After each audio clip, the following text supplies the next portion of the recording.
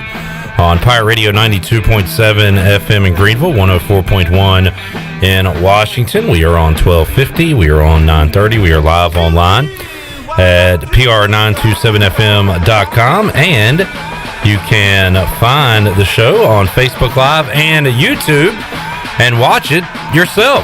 You can check us out at those two locations. If you jump into a show, middle of the show on YouTube, you can actually rewind it, start at the beginning as it's on live. On Facebook Live, we'll archive the show immediately after its conclusion. So a lot of different ways to watch and listen to us here on Pirate Radio.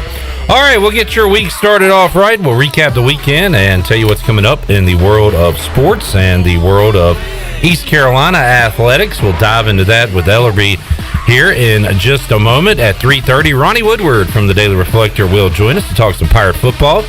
At 4:30, Jeff Nadu, the big man on campus, will look at what's going on in sports from a gambling perspective. And at 5 o'clock, Troy D will be here, along with Cory Scott, his Greenville Little League All-Star team, heading to Warner Robins, Georgia, and trying to make it back to Williamsport, as if they win that regional there in that Southeast Regional in Georgia, or come in second place at that Southeast Regional, they will advance to Williamsport for the Little League World Series. So we'll talk to former Pirate closer Cory Scott coming up at 5 o'clock. Shirley Rhodes, Chandler Honeycutt here today. Chandler looks like my create a golfer on PGA 2K21. You look like you just left the course, Chandler. You got him in a pink polo? Yeah, fuchsia, hot like pink. That. Yeah, looking good. Shirley going tie-dye today, and Jonathan Ellerbe, the classic polo. Hello, yes. Jonathan. Yeah, white and khaki is always a strong, consistent look, Clip. White and khaki, never tacky. It is. People in college, you can ask people, this is what I used to wear all the time. I had it full in my closet. I have not strayed from my style either. Either T-shirt and polo and cargo shorts. And hat. Got to go with the hat. Yeah. Year round. You wear pretty much, is there a day you don't really like to wear a hat, or is it every day? I've been hat heavy for a while now. It's just like, what about like when you get in a pool or water and stuff? Do you go hat in or no? No, and I don't wear a hat, around the house either. Okay. But like once I hit that door, once I leave, hat on. Oh, like it's like seatbelt and hat when you get in your car. There you go. Gotcha. Got to, yeah. Click, ready to go. Gotcha. All right. So there's people that. leave their houses and they grab their keys, their jacket. You're grabbing your hat off the. Yeah, like old school. Men would put on the top hat. Yeah. I got my classy cap by the door. Is your hat selection predetermined, or is it just kind of like last minute, whatever you want to grab? Do you lay out your hat before you go to bed? Go shirt first, and then whatever kind of goes with the shirt. So it's all about the shirt, and then the hat. There you go. Gotcha. All right, so we're glad we got that cleared up. This is important stuff to know, Clip Brock. What else is important to know, Ellerbe, is we are in the 30s. 38. 38? Is that right? 38 days away, I'm playing the role of Troy D. Are you serious? It's hard to believe. Are you kidding me? You know what's going to be happening this time next week? What? August. Oh, my God. Oh, my goodness. Yes. Wow. So we are here, folks, and we are 38 days away from kickoff ECU and Appalachian State. You can take time off of that as far as when college football begins, because Ellerbe, our favorite week of the season, week 0, kicks off prior to that. And we will have I'm going to pull up the week 0 schedule for this year. 0. Because that is on Saturday, August 28th. Nebraska, Illinois, Hawaii, UCLA. And other games coming up, week 0. At least there's 4 teams you recognize. Yeah. UConn back at it. Randy Edsall, our old friend, going to get some bonuses when his team takes on Fresno State. So week 0 is Saturday, August 28th. East Carolina will begin their season a few days later when they take on the Mountaineers. I wonder if UConn is watching this conference realignment and wondering, should we have stayed in the AAC? Again, is it financially or is it competitive and what makes sense? Because financially, I guess so, but like competitive wise, they kind of just bit the bullet. They did what a lot of schools I wish would do and say, this doesn't make sense. Let's go back in the Big East, play basketball, and be who we are. Now, a lot of schools aren't doing like Maryland is not who they are. They're in the Big Ten. Rutgers. Like, all that Big East expansion with South Florida and all that crap. Like, it didn't make any sense at all. UConn was the one, and I make fun of UConn a lot, but they finally said, you know what? This isn't us. We stink at football. We're not even going to try. Let's just go back to the Big East, play Providence and St. John's, and just be a basketball school. Instead of, but if they sit there and watch, and if some of the teams from the Big 12 join forces in the American, well, they've been like, now all of a sudden. Financially, absolutely. And they'll miss out on that. But, and we'll get to that, the college football chaos. So the Texas and Oklahoma are out. But they put in their notice. It is. They put in their 4 years notice. Which is, that's pretty polite. Yeah. They didn't just split town.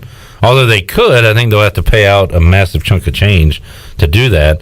But there's going to be some awkward meetings between Texas and Kansas State and Oklahoma State for the next few years. And I go back to this, too. They came out with that stupid thing that said if a player does, like, the horns down at the sideline or whatever, it's a flag. Like, are the Big 12 really going to do that now that Oklahoma and Texas said they're out? You can do whatever you want to Texas now, right? So that was a rule in the Big 12, unsportsmanlike conduct if you gave the horns down? Yes. During a game? Yes. Like after a touchdown. Like Andre Allison did the Wolfpack sign after scoring a touchdown to, like, the state fans. That's fun. That's college sports. That's rivalry. Now, are the Big 12 really going to have Texas back on this after they're splitting town? They better not.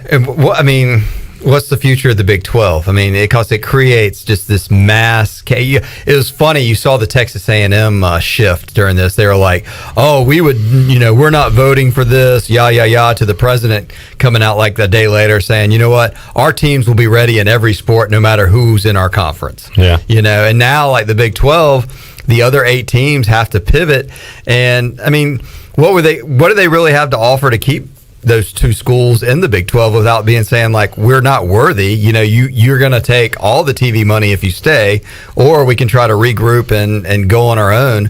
I think the one thing that ECU fans and AAC fans have to be ecstatic about is that Mike Oresco is our commissioner. I agree with that. Because I think he has been the rock star and the all-star in all of, in my opinion, of college athletics, of positioning the American Athletic Conference and really making it.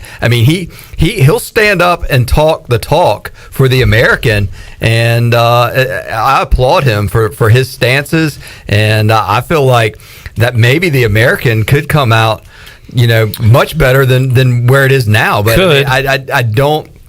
Obviously we could lose members as well, but I just feel like the American and under Mike Oresco's leadership, and how about even the moving to Dallas, a couple years ago to have the headquarters there. He saw this coming. He saw that's where the center of college football was. He's not up on an island in Providence, Rhode Island, having his meetings and stuff. He's down in the thick of things, following the pulse of college football. So there's a lot of cool stuff that could happen in the next. I don't know how all this is going to play out, if it's going to move fast or what. But I agree with the awkwardness of Oklahoma and Texas when they roll into town for football season this year. And Ellerbe's playing his role of the positivity that this is a good thing. It could be a good or bad, but what we have to hope for, I think, is that Kansas and Iowa State split town and go to the Big Ten. Like, what we need to happen is the AAC stay where they are or add members. I think the worst thing that could happen was the Big 12 stay together and they get Houston and SMU and maybe Cincinnati. I think would be a big death blow. The best case scenario is that 3 or 4 of the Big 12 members get invited somehow get invited to the ACC, Big 10, or the Pac-12. I don't know if any of that really fits or makes sense, but if they do, and I wonder if the Pac-12, if they've thought about, hey, do we want to get in the Texas Tech Baylor business, and get into the Texas market, and then I do think there is, Oklahoma State's kind of sitting there too. You could grab that, could be your 3, maybe go to the Pac-12, and that does leave, some of the other ones. So that's the interesting part. Yeah, what you don't want is the Big 12 really to stay together, and you got to think if any of the 8 start getting offers from the Pac-12 or Big 10 or ACC, that their suitcases are packed. Yeah, definitely. I don't think they're looking around. The ship is sinking. I don't think they're looking around at the other 7 being like, hey, let's do this together and grab people. I think they're like, that's like plan B or C for them. Bob Bowlesby, the Big 12 commissioner, did put out a statement, and it really is just saying nothing.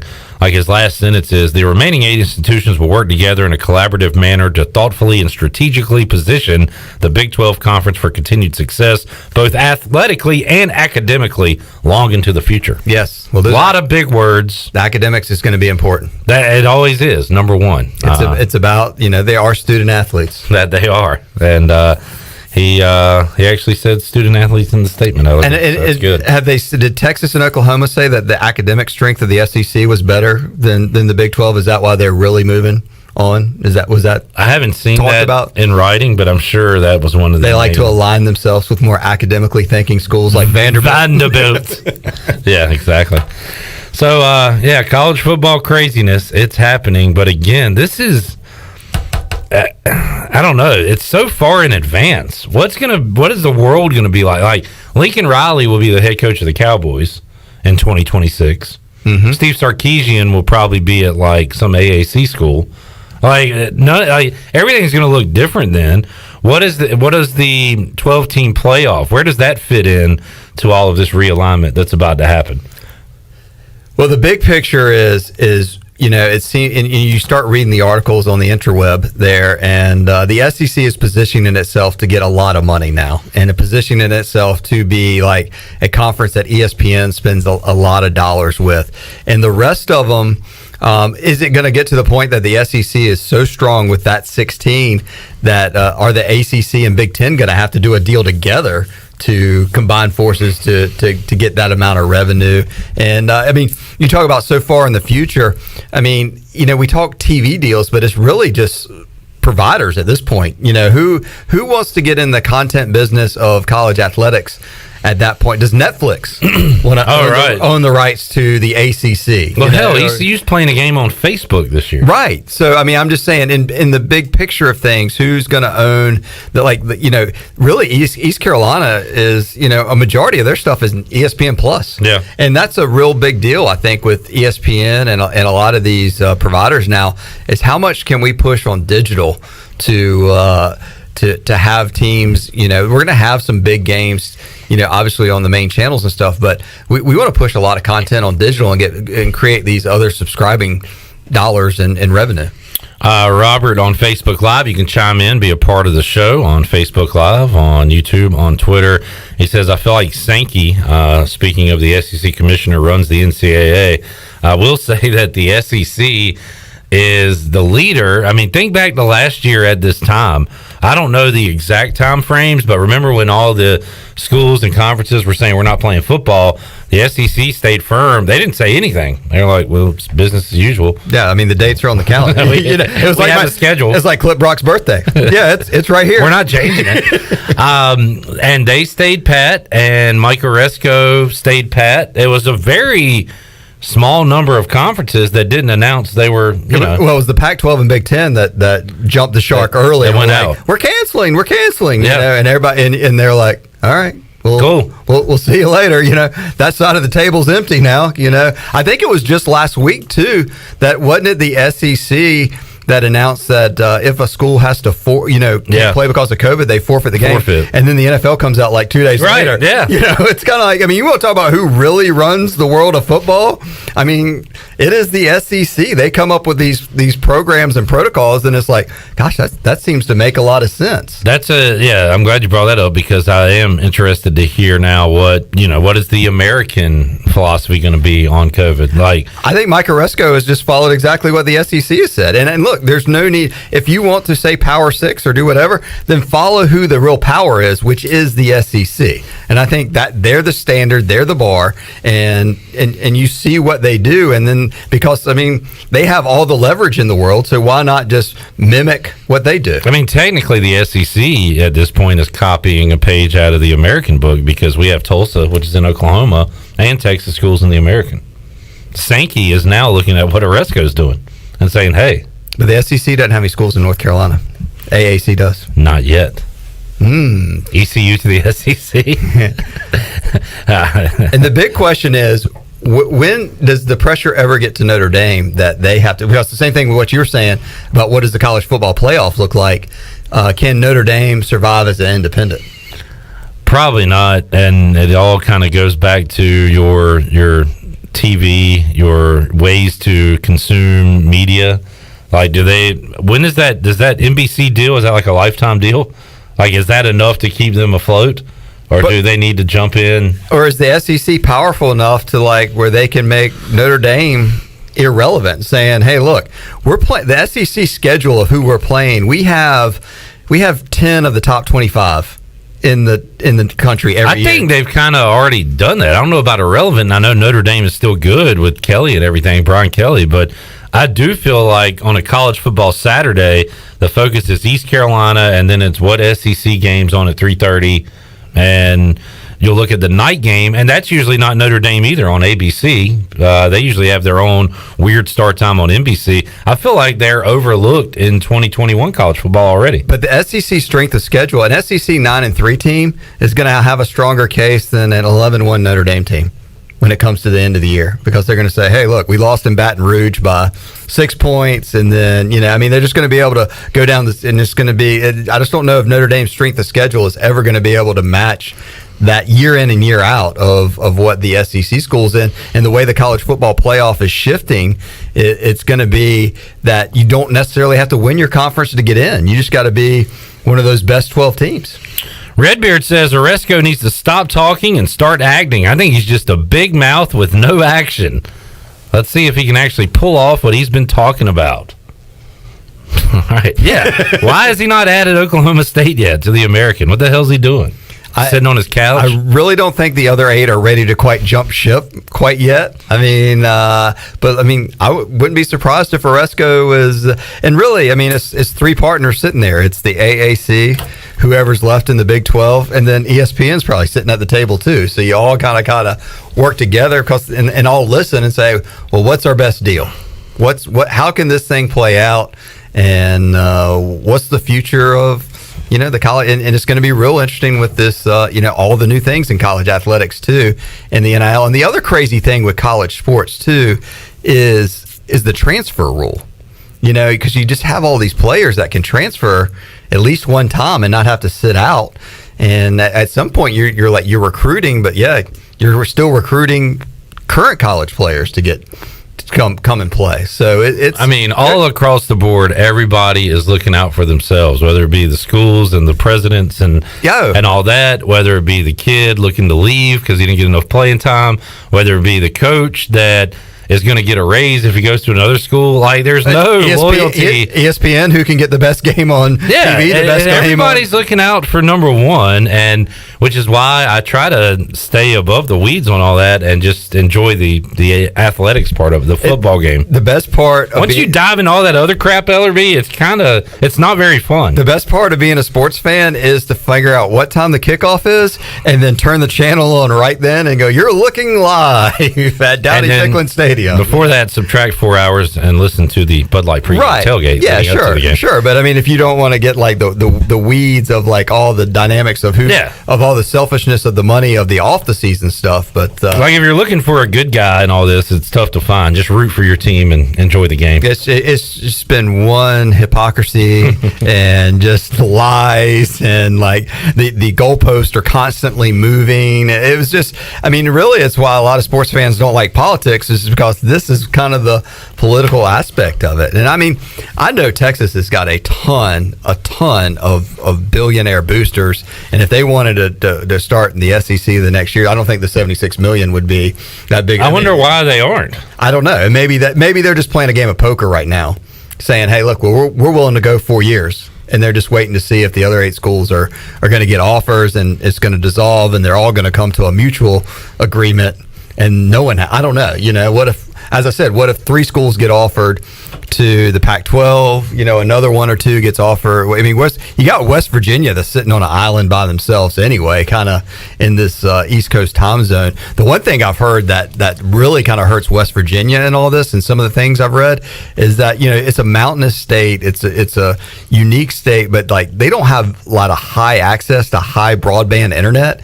So that kind of hurts That's crazy. That hurts their value in this day and age. It's not the whole TV market like we saw before, but because a lot of these TV deals want to have secondary access where you're on ESPN Plus, and if that state's kind of irrelevant when it comes to that, then who knows? So 3 out of 4 hollers don't get ESPN. No. So all the West Virginia jokes play in that category. So it's going to be very, very interesting how it all plays out. And in a way, I'm excited about it, because I would love for the AAC to add 5 schools and get to that magical 16 and be a super conference like the SEC. Yeah, that is the hope. You got to really retrain your brain as far as what college athletics, college football, everything is now, because like West Virginia to the ACC, you could say in the past, well, that'll never happen. They just don't really fit in with the ACC. Well, does Boston College or Syracuse or any of those schools, does Maryland fit in with the Big Ten? Does Rutgers fit in?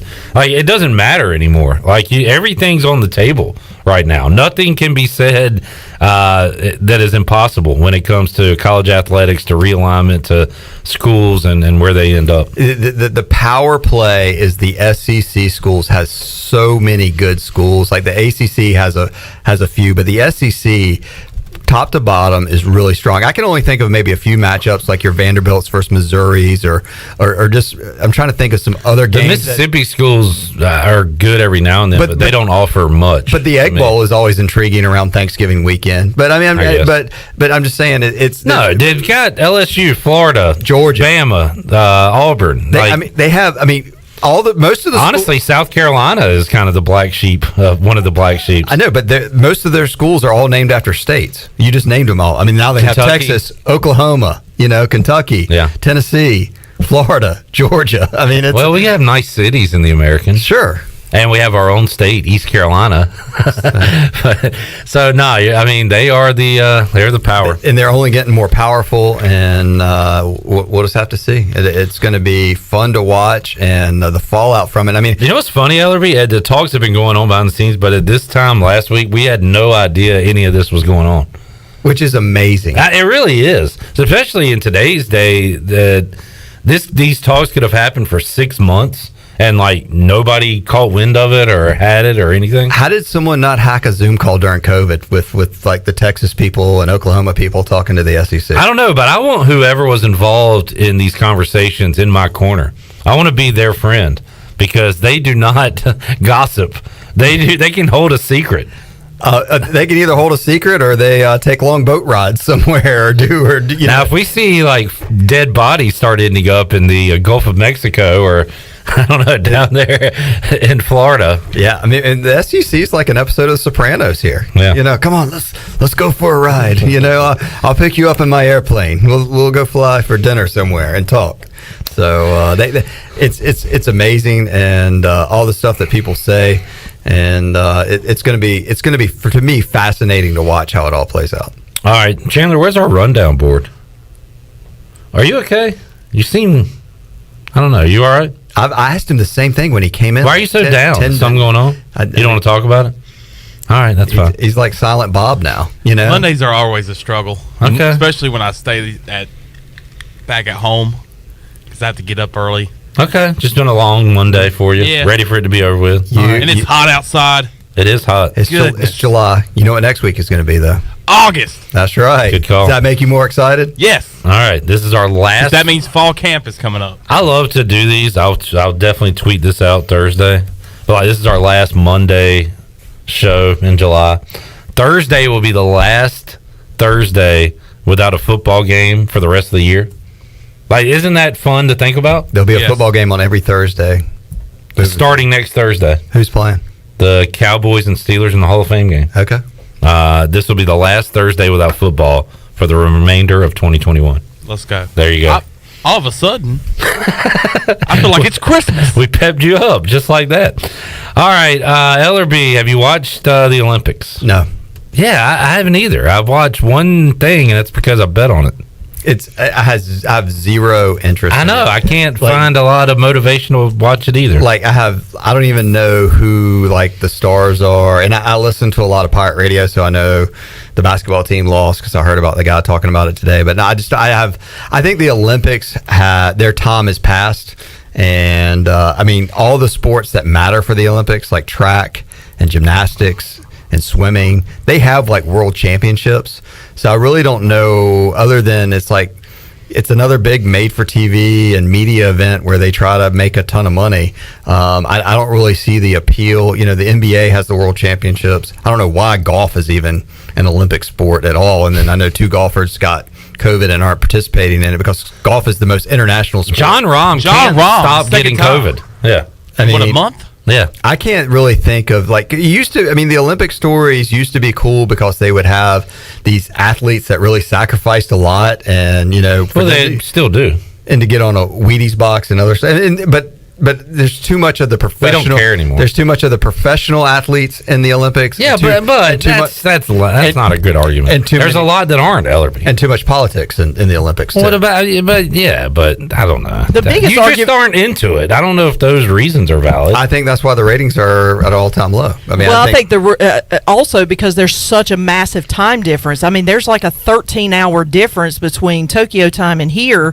And you never know what's on and what's live and what's being replayed. So it makes it difficult because I keep up with some of the Olympic sports, softball being one of them, and I didn't even know there was a game on last night until I happened to flip on the channel, and there it was, and I ended up watching USA play Japan in a thrilling come-from-behind walk-off home run for the United States. So they're in the gold medal game now. But, I also think that if it was an Olympics that was more aligned with our time zones, it would be more interesting to watch. Americans, myself included, are not good with international time zones. That is correct. They're terrible. Well, that's another thing I agree with Shirley. That's another thing that's hurting it, because with the internet and everything, I never go home. I never record a game and want to go home and watch it. I've recorded East Carolina football games, and I will go home and watch it if I want to see the end or a play or something that I want to go back. But I would never don't tell me what the score is. I'm not going to watch it because it's just too tempting just to look and see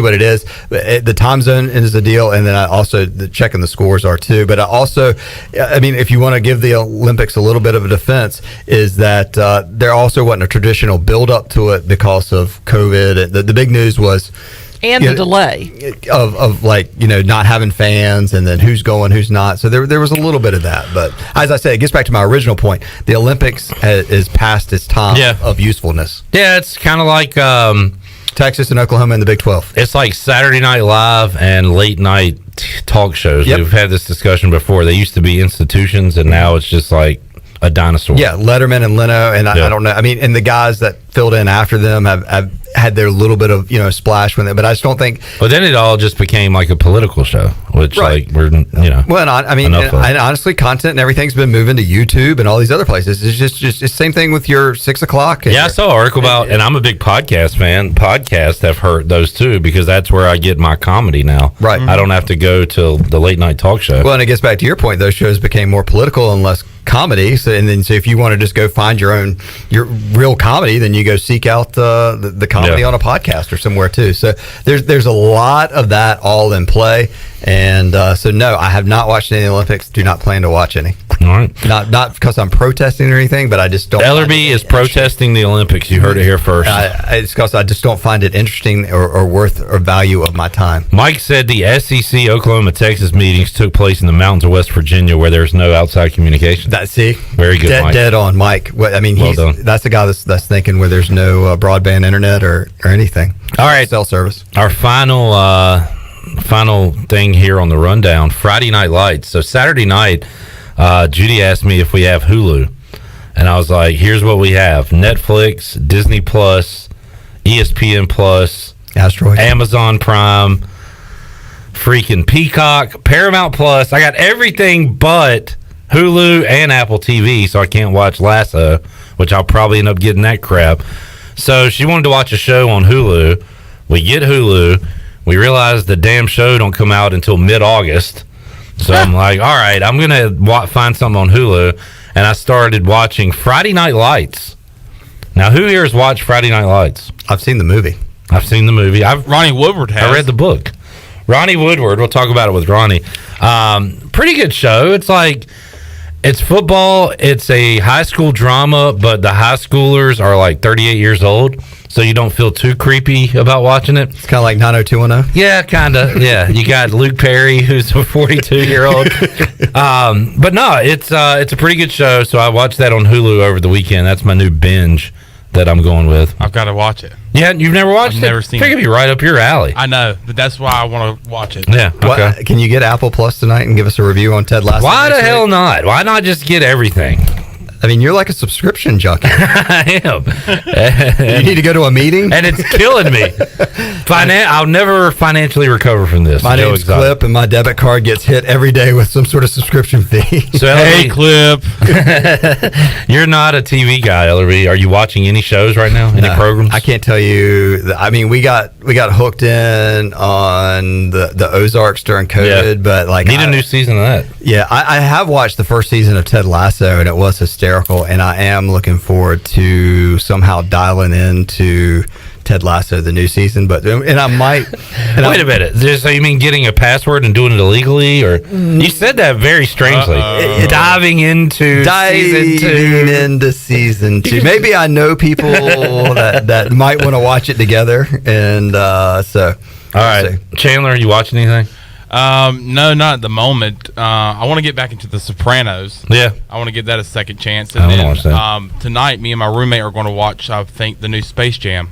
Okay. With LeBron James. It's on HBO Max. We'll have a review of Space Jam, which I love. I just got done watching the first one because I never had seen the original one. I love the new trend of all these adults saying Space Jam 2 sucks, like it's made for them. Like, are you going to go watch more cartoon movies and review those? Like, why?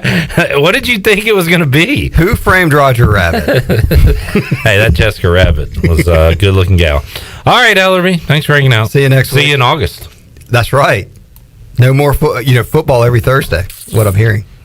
Starting next week. Yes. Next time we talk, there will be a game on Thursday from now to the end of Cowboys, the year. which I know, How about them Cowboys? Brian Bailey, having him Where the hell is Brian Bailey? He's not answering my text. I think he's on an island somewhere. He sent me an email today. Well, maybe I should email him. Maybe he's not back in town. He was born in West Virginia, so maybe he doesn't have broadband the ability to internet. communicate. Yes. All right. And we're all putting this all together now. Hopefully next Monday, Brian Bailey will rejoin the show. But coming up next, Ronnie Woodward from the Daily Reflector will join me inside the Pirate Radio studios. We'll talk some Pirate football, some college football regarding the state of North Carolina. I believe Ronnie was at an event. Were you at an event? Okay, he was at an event. Ooh. We'll tell you about that college football event, who was there, what was said, and everything else going on when we return on Pirate Radio Live after this.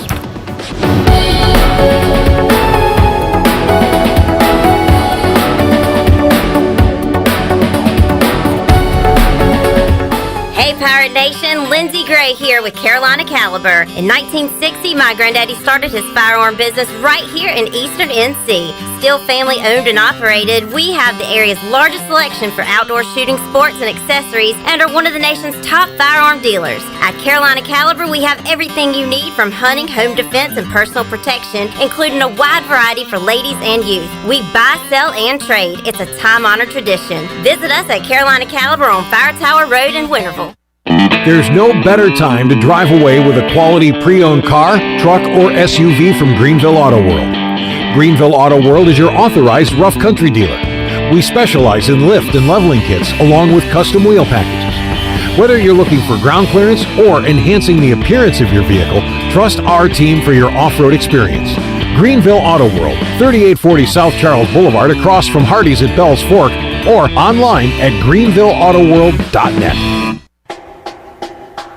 This is East Carolina head football coach Mike Houston, and I'm proud to announce that our ladies clinic is back this summer on July the 30th. This evening will provide a behind-the-scenes look at ECU football and a chance to meet the players, coaches, and their families. The evening will end with an entertaining dinner and social. Sign up today at MikeHoustonFootballCampsLLC.com. We look forward to seeing you there. Go Pirates! Here with Mike Mullis from Fixed NC. And Mike, you were telling me the other day, people ask you all the time, I didn't know you did that. What does that mean? You know, anything that involves property damage repair, call us first. If it's your crawl space, you've got interior humidity issues, a water loss, your ice maker line breaks, obviously fire and smoke, everybody knows we do those. But anything that involves interior or exterior property damage, we're your repair experts. Mike, how can everybody get in touch with you? 252-999-0001 or fixednc.com. Guess what, Greenville? Calzones are back.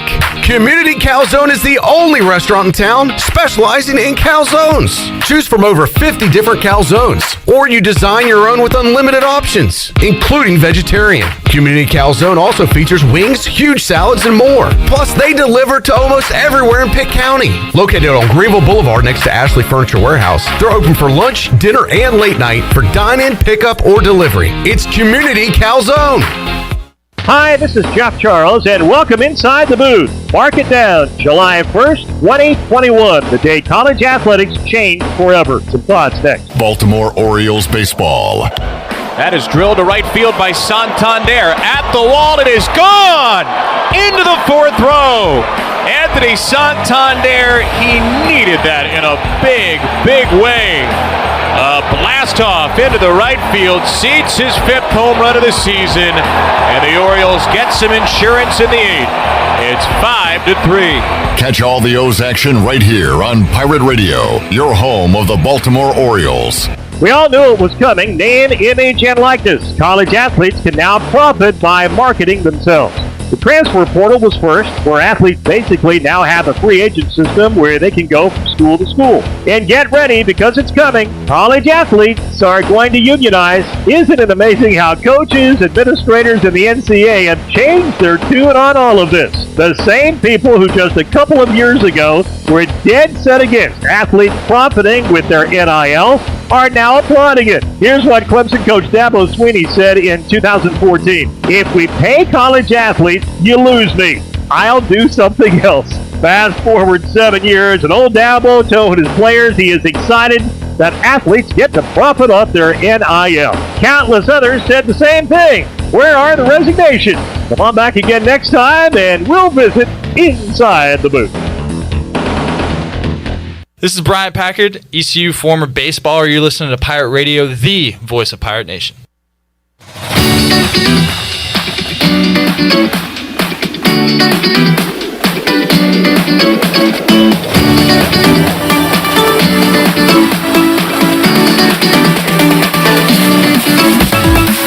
You're listening to Hour 1 of Pirate Radio Live. Do you need custom t-shirts, apparel, or promotional items for your business, organization, or event? Keep it local. Print it local with University Sportswear. Contact them today at universitysportswearenc.com. Now, back to the show. Welcome back. Do you need custom t-shirts, apparel, or promotional items for your business, organization, or event? Keep it local and print it local with University Sportswear. Contact them today at universitysportswearenc.com, the official sportswear provider of Pirate Radio for 18 years. Now let's head back in to Pirate Radio Live. Here's your host, Clip Brock. Back with you on Pirate Radio Live here on a Monday. Next hour, we'll talk to the big man on campus, Jeff Nadu. Talk football, talk a little NBA draft props and more. NBA draft coming up later this week at 5 o'clock. Troy D and Cory Scott will be here. Hey, the Phil Steele magazine has made its way. I meant to ask Ellerbe, do we have a Phil Steele magazine in the Pirate Radio building yet? But Ronnie has his ready to go in case I have a question about San Jose State. Yeah. He can pull up that information real quick. Their week 3 spread from like 2000. Love that. Love looking back at old spreads. The little boxes on the bottom are the best. Yeah. Ronnie Woodward is here. Hello, Ronnie. What's up? Nothing. I'm tired, as I told you and Chandler in the break here. What you been doing? My nephew's at Cliff Godwin camp this week. My sister and nephew are here staying with us all week. Okay. And it's tiring. Like, I was just in the stands kind of watching. That heat will suck the life out of you. And he's ready to roll. We went to the playground today after camp. Uncle Ronnie. Yeah. I'm uncling it up all week. And I'm already tired. It's Monday afternoon. Well, there you go. So Cliff Godwin camp's still rolling on. Yeah. How about that? It's fun. They do a really good job. He's on Ryder Giles' team. Okay. He's his coach for the week, him and his other group. Ryder was awesome. So I get good faith in his team. They had a scrimmage and they kicked butt, which my nephew told the other team about it. Oh, is he a trash talker? Nah, but like the other players were like kind of egging it on. And he says, well, y'all, he didn't say stink. I was like, y'all stink. We just won 16-2. And I'm like, hey, Jordan, like, chill, man. I had to have a talk after camp. Well, what happens if you lose by 14 tomorrow? You don't want the kids to tell you about it, right? True. If you dish it out, you got to take it. Yeah. So he said we won by more than 14. I'm like, that's not the point, dude. Like, so yeah, I'm working on my uncle. Man, these kids today with their online gaming and the trash talk.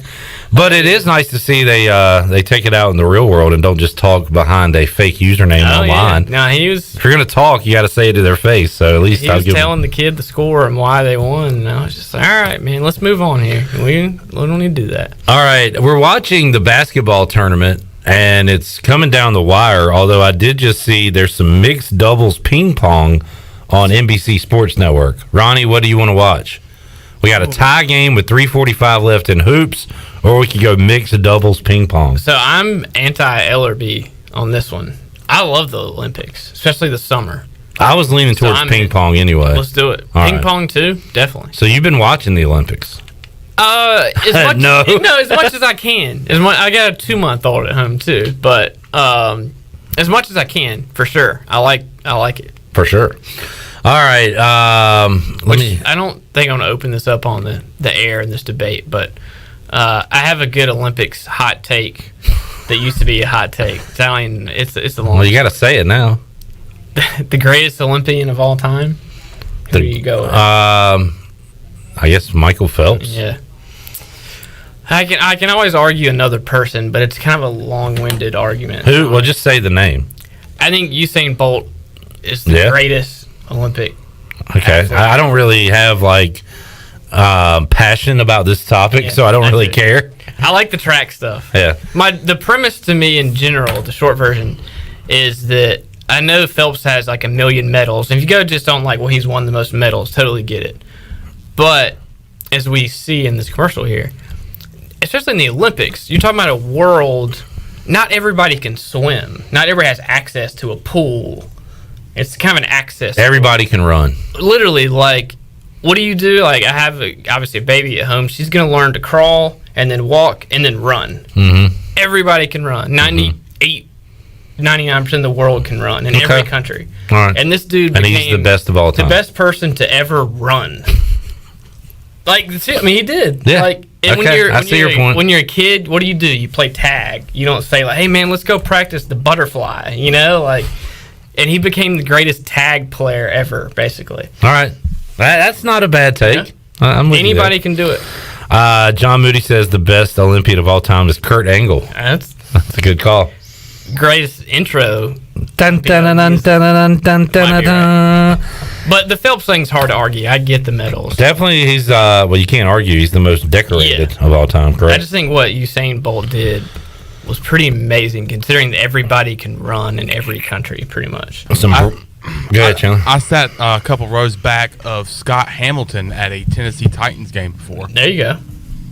Diver, right? Ice skater. Ice skater.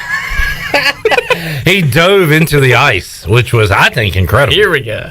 See, I can get into this stuff. Mixed doubles ping pong. Shirley, you in on this at all? This is awesome. They should have cornhole at the Olympics. Doubles ping Shut pong? up, Chandler. Oh, I love the ping pong. They're insane. I was wondering where the second person stood. He's way off the table. She's gonna toss the ball way up in the air. Yep. Watch how they do this. It's just insane. Holy moly. Yeah. It's coming in hot, baby. And they get really close to the table. Right now, Zhu and Liu are taking on Matizu and Lee, and it is a battle for the ages right now. He's got the goggles on, the James Worthy protective eye gear. in case a ball comes up and hits him in the eye. All of a sudden, glass breaks. He's here! Forrest Gump is here! What sport should be in the Olympics that's not, Ronnie? I don't have much for that one. Okay. I don't know. Think about it. What do you think about cornhole? They kind of have that already now, right? No. Not in the Well, Olympics. they have a league. No, but we're saying in the Olympics. Yeah. in the we're saying. Olympics. Yeah. Nothing comes to mind. I mean, I could tell you one How that they about- should get rid of. I don't know if like cornhole's a global sport though. How about world champion arm wrestling in the Olympics? I would be down You for see a that. lot of arms break. what about Scrabble? How about get rid of speed walking? Why Yeah. is that an Olympic Yeah. sport? Monopoly. We need to get rid of speed. Oh, and I brought this up on Friday because somebody said, should poker or blackjack be an Olympic event? I think it would be cool to see the world's best poker players play, but Morgan Ayler said, you play for money. Yeah, and I was like, oh, yeah, they don't care about a medal. And cornhole kind of comes into play with that too. Like, I don't know, it's like a tailgating social type thing. Yeah, but so are these. Shirley just said, why are we walking in the Olympics? Speed walking. I can't get down with that. That's one. just I don't know. ridiculous. There are some of these sports that are just stupid, but whatever. I just love the serves on this. I know. Oh, that's just They stare at the ball. We should just do a live watch along for this. The rest of the. Yes. I'm the sure time. people are loving this. What is this? What channel is this on? NBC Sports Network. Oh, okay. Yeah, you can pull it up over there. All right. That's just crazy. stuff. Look. Now he's got. Oh, look, what man. is this? He's gonna stare at the ball really closely for like 3 seconds. I didn't know they threw it so high up. Like when I play, I just kind of I just kind of pop it a little. just a little pop. What are they What looking is at? he Plays? doing? I don't know. Do they have plays on their hands? I like their uniforms. Those look good. Let's go here. So we got China and Japan right now. I mean, they're like in stances like if you were actually playing tennis. If I'm reading the scoreboard correctly, it is 2-2. There it is. And they are in the third game. Here we go. Boom. Lefty serve. Oh! That was nice. Are you kidding me? The girl was closest to the table. I guess she saw that she wasn't going to have a shot. She ducked, and the guy behind her hit the ball. But it didn't. He didn't get enough spin on it. Man, that was nice. What a great sport. Well, and I was actually about to comment How there's do you- two people on each end of the table. I would knock somebody over. Like I would forget I had a partner. Well, and I would teamwork like, is key here. Yeah. How does he not hit himself in the head? Brad Look says, how close he is to the table. which I'm not a fan of this sport, but he said competitive eating. Joey Chestnut yeah. would Oh, wow. dominate and bring home finally an Olympic hero we can get behind for an American. Yeah, that's true. All right, Shirley, we got to get a timeout. We'll come back. We'll have more with Ronnie Woodward. We'll talk about real stuff That was a eventually. great segment, All right, yeah. yeah, it was nothing. That was a big waste of everyone's time. I like it. We will we'll talk some Pirate football and more when we return on Pirate Radio Live after this.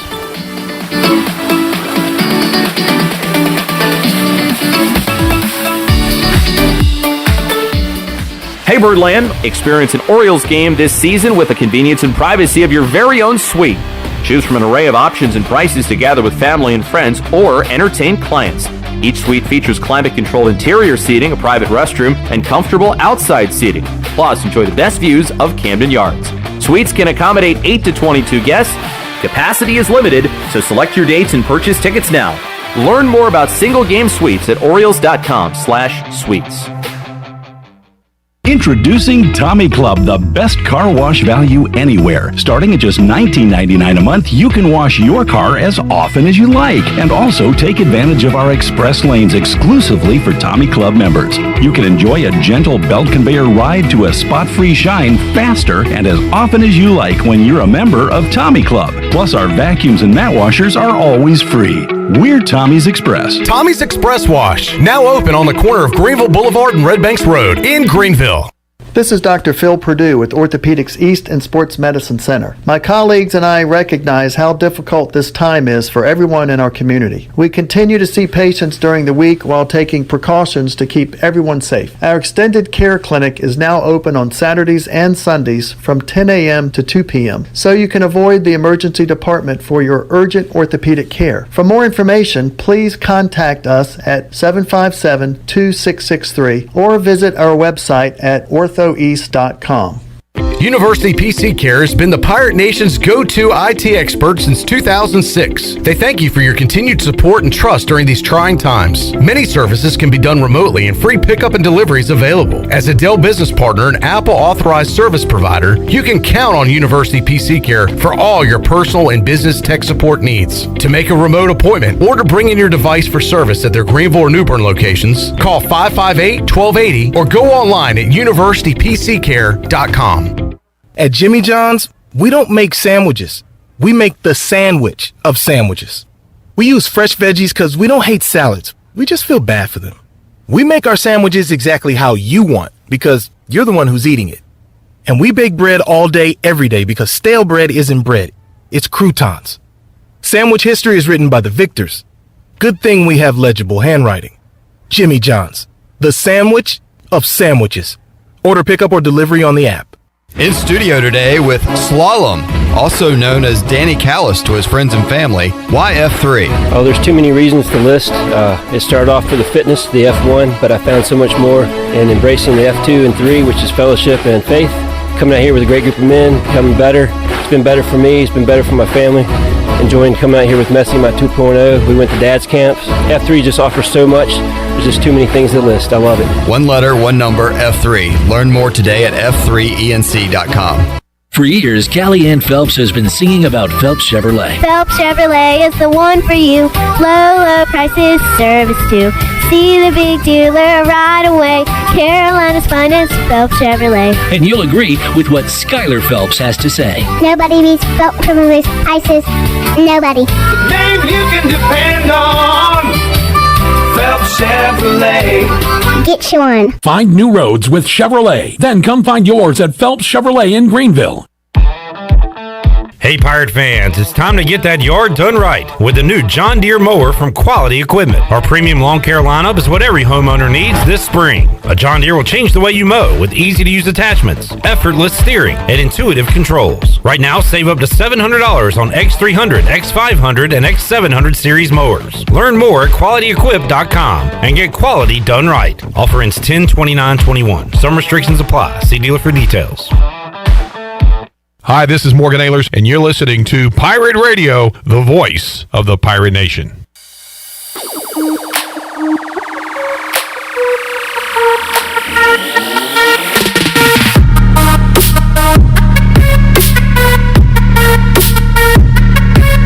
You're listening to Hour 1 of Pirate Radio Live. Do you need custom t-shirts, apparel, or promotional items for your business, organization, or event? Keep it local. Print it local with University Sportswear. Contact them today at universitysportswearenc.com. Now, back to the show. Welcome back. Tommy's Express Car Wash. Come experience the difference at Tommy's. Now open at the corner of Greenville Boulevard and Red Banks Road. Doesn't your car deserve it?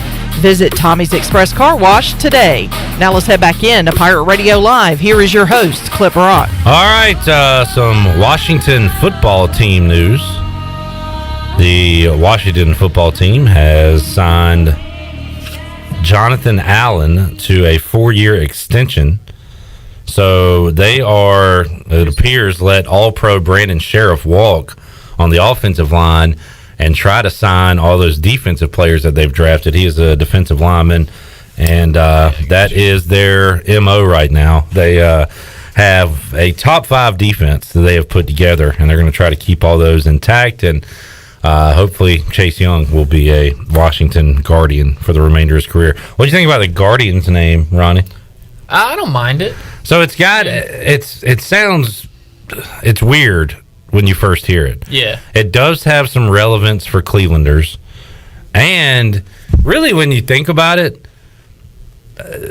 we get accustomed to these names, so we think they're fine. But just think of in 2021, Washington says, okay, we're going to be the Washington Burgundy Sox. How stupid is that? Yeah. But the White Sox and Red Sox, we don't even bat an eye when we say those names. Yeah. They're named after socks. That's true. And we just go with it because we've heard it our entire lives. Yeah. So when you look at that, and I tweeted that, and then Brian Meador said something about, and also there's a team named after homeless people dodging the trolley. Is that what the Dodgers are named after? Like, I didn't know. I don't know what. I questioned the same exact thing. I don't know. So we've got all these dumb names. Trolley Dodgers. The Trolley Dodgers. Due to the complex maze of trolley cars that weaved its way through the borough of Brooklyn. So that's how they came up with the name Dodgers. Like, if you're not an animal name or whatever, like it's probably a stupid name when you go back and look at why it's created. And it's lose-lose. They could have picked an awesome name and people are going to rag it. Sure. Twitter and the whole thing. So just remember that when Washington comes out with their dumb name, that we have just accepted. Aren't they the Guardians? I'm talking about football now. Cleveland Guardians. Who's that? Oh, the baseball team. You okay?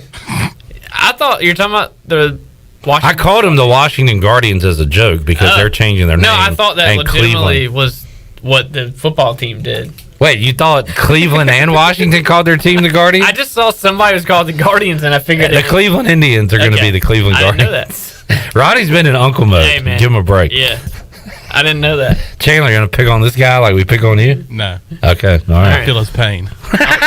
I'll take it. Whatever. Oh, man. So Washington's still yeah. Okay. Sorry. Sometimes Be the Guardians. Sometimes my sarcasm and statements are not picked up on. I got it. And that was a case of that. Back on track. All right, we're closing out this hour. I promise we will talk ECU football when we return. But as we wrap up hour number one here, so that was in the news. Chandler, Madden has named their top 10 receivers for the new game. I don't. Maybe we shouldn't go top 10. How many of the top 5 receivers ratings do you think you can name? I got to find the list. Top 5 in the NFL. Devontae Adams. Devontae Adams comes in at number 1 at 99 overall. Wow, very good. I'm gonna go. Is Deandre Hopkins? DeAndre Hopkins comes in at number 2, 98 This is like overall. Family Feud. Wow. Family Feud. Ding. Yeah. Can you name the 3, Mr. Harvey? I'm gonna go. Oh crap! You've set a high precedent here, so. Keenan McCardell. Now I'm thinking too hard. I should have asked Ronnie because he is the king of random answers. Wayne Cribbett. Dang. I'm trying. Come on. Is DK Metcalf up there? Nah, I don't know if he made the top 10. DK Metcalf did not make the top 10. Who was 3rd? You want to throw out any more guesses? You want me to tell you? Go ahead. Number 3 at a 98 rating is Tyreek Hill. Number 4, after a huge year last year, is Stephon Diggs with a 97. A little surprised here. Yeah. But the old man still has it, apparently. No, hell no. Larry Fitzgerald is 5th. Julio Jones, still getting some credit, is 95 overall. Wow. The Tennessee Guardians. You could have got me. Number 6 is Michael Thomas, followed by Keenan Allen, Amari Cooper. Get the hell out of here. Mike Evans, Allen Robinson. I'll take Terry McLaurin over those bums. Probably not, but Amari DJ Cooper. Moore in that list. That's why I saw it, because on my timeline, the question was who got snubbed, and somebody posted a GIF of DJ Moore, which is why I saw that list. So there's the I have not played Madden in a million years. Same here. Redbeard points out that the Cleveland Guardians Yeah, I saw it. That's pretty cool, actually. have a roller derby team. It's a name of a roller derby team. There could be they got a cool logo and everything. Their logo is cooler than the baseball logo. And So they can change their colors now? they might have to sue. Aqua and Nah, they're going to San stick with the Jose same Sharks or colors. whatever? We got a lot of future Guardians that are former Pirates. Yeah. Benton, Cadell, and Gavin Williams. They're I kind of like the history of that name. Yeah, have you seen like the statues with the bridge and everything? Like, Yeah, so I like it. All right, Ronnie's on board with the Guardians. Yep. Let's take a timeout. We'll come back. I'm not joking this time. We will talk East Carolina football when we return with Ronnie Woodward as he joins us on a Monday edition of Pirate Radio Live. Back after this.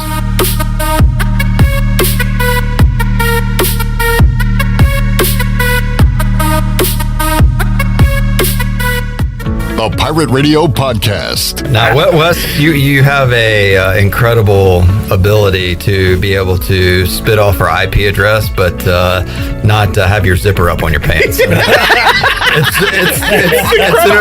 an amazing talent. Listen to every Pirate Radio podcast now by visiting our podcast channel and subscribing in Apple iTunes or SoundCloud. The Pirate Radio Podcast is powered by White Claw Hard Seltzer, proudly distributed by Coastal Beverage.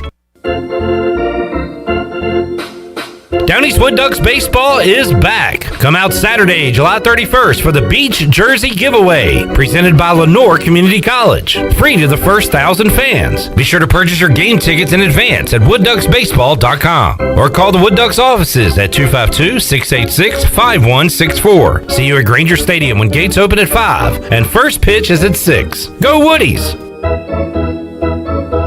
Save lives, be a hero, and make $1,000 your very first month donating plasma at Grifols Biomat USA. At Grifols, it adds up fast. New donors can earn up to $1,000 in your very first month. It's the easiest way to make extra money. Start now at Biomat USA, 505 South Memorial Drive, Greenville. Find your donor center at grifolsplasma.com. Make up to $1,000 in a month and save lives now at Grifols Biomat USA. A better donor experience and better pay. Hey Pirate Nation, this is Tom Brown from Brown & Wood Buick GMC Truck. We've been serving the Pirate Nation in Eastern North Carolina for 83 years. We have 4 brands, 3 generations, 2 showrooms, and 1 goal to make sure you leave a happy customer. This month at Brown & Wood, get a 2021 Buick Enclave and save over $6,000 off or 0% for 72 months. And as always, Brown & Wood is the home of the lifetime powertrain warranty. We're located on Greenville Boulevard next to the Convention Center, or shop us online at brownandwoodauto.com. E&S Hemp Company in Winterville is your premier CBD store. At E&S Hemp Company, they have helped hundreds of people just like you get relief from joint pain, anxiety, insomnia, and more by providing you the highest quality of CBD products available. E&S Hemp Company has a great selection of only the safest, purest, and most beneficial hemp-infused products available, from honey, tea, coffee, candles, and more. E&S Hemp Company, Fire Tower Road in Winterville, and online at eshempcompany.com. Ahoy, mateys! To keep those cars clean, you need the Pirates Cove Fast Pass. Greenville's original Express Car Wash is now offering a Fast Pass for as low as $19.99. That's 1 pass, 4 locations, and unlimited washes. Visit us in Greenville on Fire Tower Road, Memorial Drive, and East 10th Street, and also in New Bern on Glen Burnie Road. And by popular demand, Pirates Cove on Fire Tower Road is now offering interior cleaning. So we have you surrounded. Pirates Cove, the official car wash partner of ECU Athletics. This is Stephen Igo. You've heard from me plenty on Pirate Radio Live and perhaps have read some of my work on hoistthecolors.net. Now, get an extension of our in-depth coverage on the Hoist the Colors podcast. From game previews to immediate post-game analysis to emergency podcasts for breaking news, we've got you covered. A cast of guest co-hosts from fans, former coaches, and other writers join me for 2 podcasts weekly to break down all things ECU athletics. Subscribe to Hoist the Colors now on Apple Podcasts, Spotify, or Google Podcasts.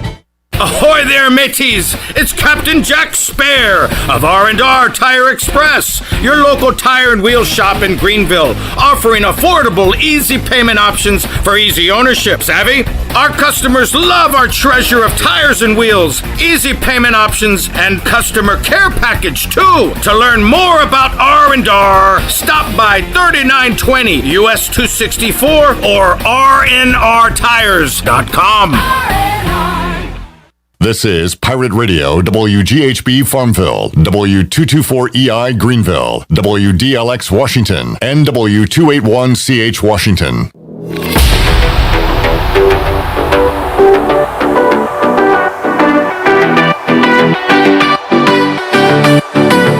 This hour of PRL is brought to you by Tommy's Express Car Wash. Come experience the difference at Tommy's. Now open at the corner of Greenville Boulevard and Red Banks Road. Doesn't your car deserve it? Visit Tommy's Express Car Wash today. Now back to the show. Welcome back. Greenville Utilities Neighbor to Neighbor program provides help for those who need temporary assistance with their utility costs, and you can make a difference. Your tax-deductible donation can be added to your GUC bill each month, or you can make a one-time donation, and GUC matches all donations up to $20,000 each year. Consider helping a neighbor with GUC's Neighbor to Neighbor program. Now let's head back into Pirate Radio Live. Here's your host, Clip Brock. All righty, back with you on Pirate Radio Live here on a Monday. We got Cory Scott joining Troy D and I coming up in hour 3 of today's show. Nice. His Greenville Little League All-Stars set to go to the Southeast Regional in Warner Robins, Georgia. Looking at our shows later this week, coming up on Tuesday, Amanda Houston will join us and talk about the ladies clinic coming up. So we'll talk to the coach's wife. Amanda Houston will be on the program. Wednesday, we'll say goodbye to Nolan Knight, who is headed to Alabama, Huntsville, Alabama to be exact, to take over a sports director job there. So Nolan Knight from WNCT Channel 9 will say his goodbyes on Wednesday. Also, Harry Donahue, who sounds like he has a NFL Films voice, maybe the best voice in the American, will join us to talk Temple football. Best voice, worst team. Will join us coming up on Wednesday to talk about that. Pirates finally getting over the Temple bugaboo last year. Yeah. We'll see what's next for Rod Carey and the Owls. Also, Will Bland going to join us. Going to try to start mixing in some high school football coaches. The season didn't end that long ago. That's true. And now they're cranking up for another one. So Will Bland will join us on Wednesday. On Friday, we'll talk to Dave Woloshin. Get the motion in the ocean with Dave Woloshin. He is the voice of the Memphis Tigers. So they are back on the schedule. We talked to Ted Pardee last week, Ronnie, and we'll talk Memphis football. Seems like we hadn't had those teams on the schedule in a while. Has it been 2 years since we had those teams? Yeah, because they had like the SMU. I'm trying to think of who the other West Tulsa crossover. Tulsa. A couple of those Navy, are maybe? off. Navy's on the schedule again this year. I think ECU and Navy are partners because location-wise, they play every year. Pretty sure about that. I'm going to say no. No? Okay. I don't think we've played Navy every year, but I might be wrong. Maybe there's just a run of playing. Anyway, it just feels like we haven't seen Memphis in a while. Yeah, So we'll talk to the Tigers play-by-play voice, Dave Woloshin, on Friday. All right, Ronnie, you were at an event. When was this event? It was Friday. Okay.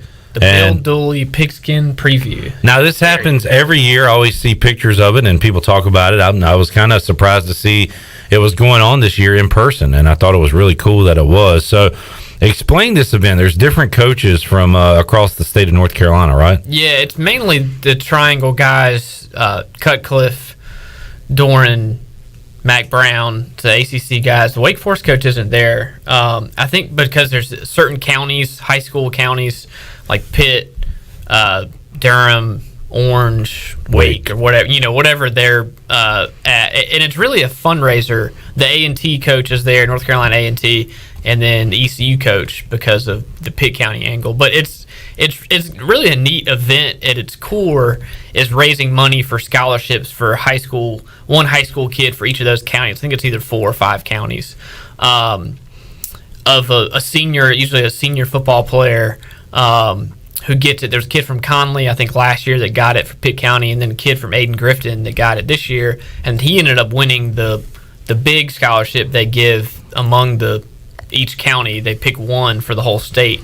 Kid from Aden-Grifton, Alfonso Boyd, got that. So that's really what it is. They auction off some helmets. It's kind of a donor type thing. Each school brings some donors. They have a big kind of on-site, like on-the-fly auction of some gear, and it goes to give some scholarships to some high school kids. And then they usually just have like a forum with the coaches that are there, the college coaches, and they ask them like cool stuff, like how'd you meet your wife, and like what's your favorite sports movie. And so it's not media days football. It's more of a fundraiser. Everybody's like smiling, chuckling, laughing, having a good time. You've been there. Everybody's at the table, and they're like, all right, turn in your card. And there's always a media table. It's like their last like fun moment before they get into crazy football coach like mode. Relaxed. So I enjoyed it. Just for that, I got Mike Houston for a few minutes afterwards, and I asked him some kind of different things. I didn't really want to ask about, the backup running back or the tight end position. I kind of kept it loose and whatever as well, because that's kind of what the theme of the event was. So I'll have some stuff running this week, actually, I think starting tomorrow in the next few days on some of that. So it was cool. All right. But I did get Cutcliffe one-on-one as well, David Cutcliffe at Duke, because Chase Bryce was their starting quarterback last year, and Chase Bryce now is probably going to be the starting quarterback at App State. And I'm sure he had nothing but glowing things to say about him, just as he did Scotty Montgomery. His former offensive coordinator. Yeah, a few years ago on Scotty Montgomery. But no, he was cool. Yeah, and I'll have a story about it. I'll ask Mike Houston. Or I asked Mike Houston about it as well. But Cutcliffe basically said he thinks he'll be better prepared as a starter now at App than he was when he first got to Duke, because he was basically Trevor Lawrence's backup for 3 years, and looked really good and talented as a backup. But he kind of got thrown in at Duke last year, and first time starter pretty much, and he turned the ball over too much. Cutcliffe didn't say that, but I can say that when you look at the stats and stuff. I think it's been pretty remarkable what he's been able to do at Duke, but I feel like they peaked a few years ago. I just don't know if they'll be able to get back. I agree to their winning ways.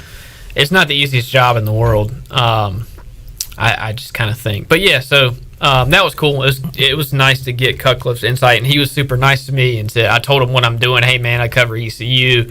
Kind of want to ask you about this guy. And he said, oh yeah, let's talk. And got a few minutes. So. Did you ask him if they have a shot to get Arch Manning? I didn't. No. I'm going to say no is the answer to that.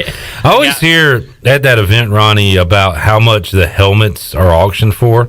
Yeah. And so what was where did ECU fall into that? Do you remember?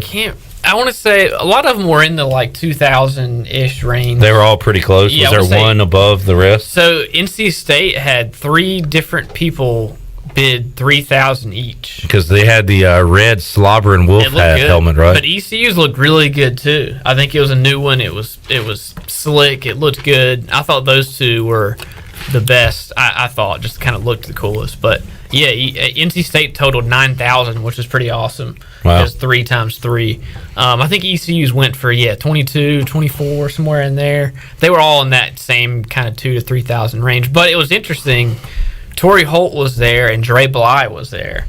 So they kind of had some fastballs in the crowd that you could tell purposely, like Torrey Holt was one of the 3,000s because he was kind of bumping it up so the other fans would keep going, like auction style. And Dre Bly did the same thing.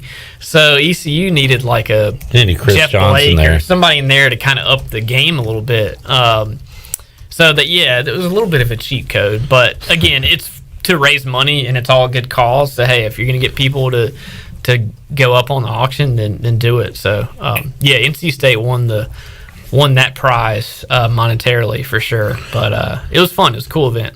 Ronnie Woodward joining us here inside the Pirate Radio studios. We've been doing our position previews with Igo, and I believe Igo, we're going to give him Thursday off this week because he is on baby watch. I believe he is set to join us tomorrow, as we will talk corners and safeties.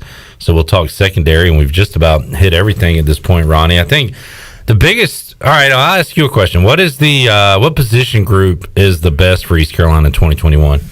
If you could pick one group and says this is their strength, what would it be?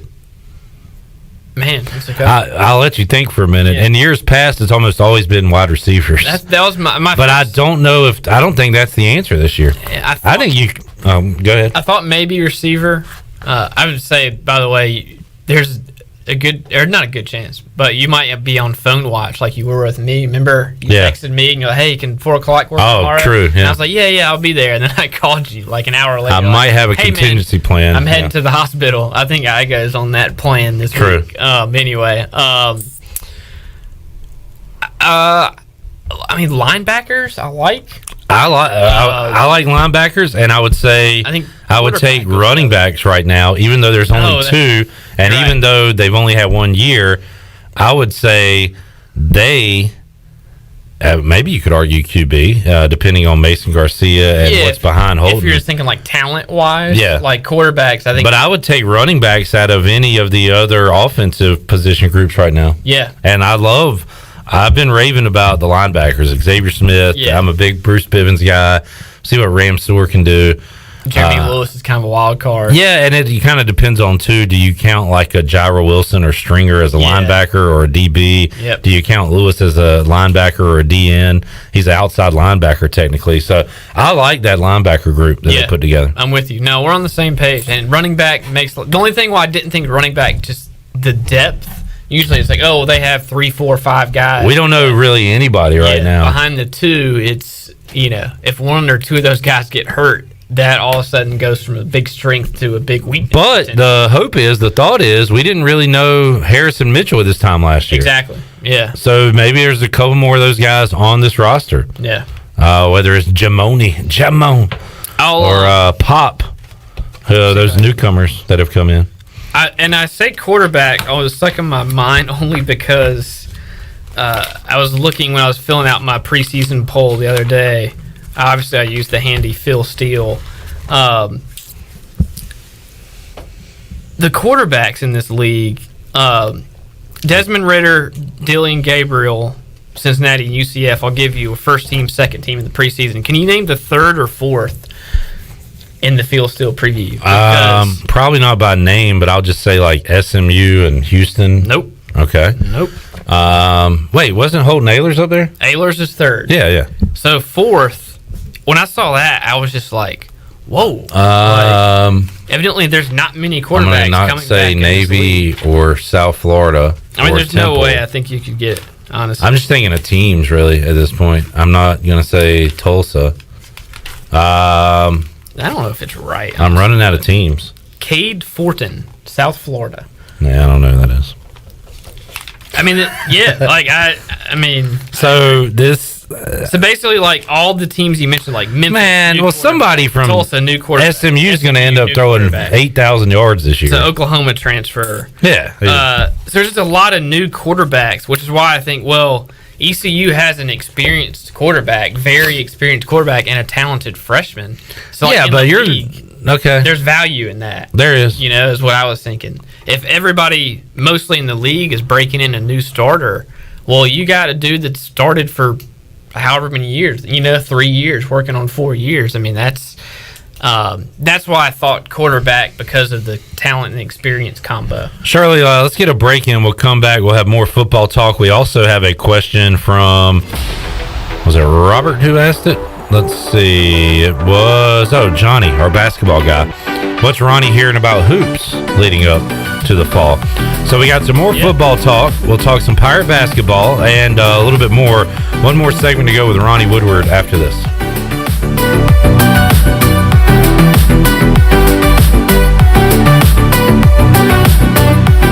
Hey Pirate Nation, Lindsey Gray here with Carolina Caliber. In 1960, my granddaddy started his firearm business right here in Eastern NC. Still family owned and operated, we have the area's largest selection for outdoor shooting sports and accessories and are one of the nation's top firearm dealers. At Carolina Caliber, we have everything you need from hunting, home defense, and personal protection, including a wide variety for ladies and youth. We buy, sell, and trade. It's a time-honored tradition. Visit us at Carolina Caliber on Fire Tower Road in Winterville. With Domino's Carside Delivery, you can carry out any 3-topping pizza for just $7.99 without leaving your car.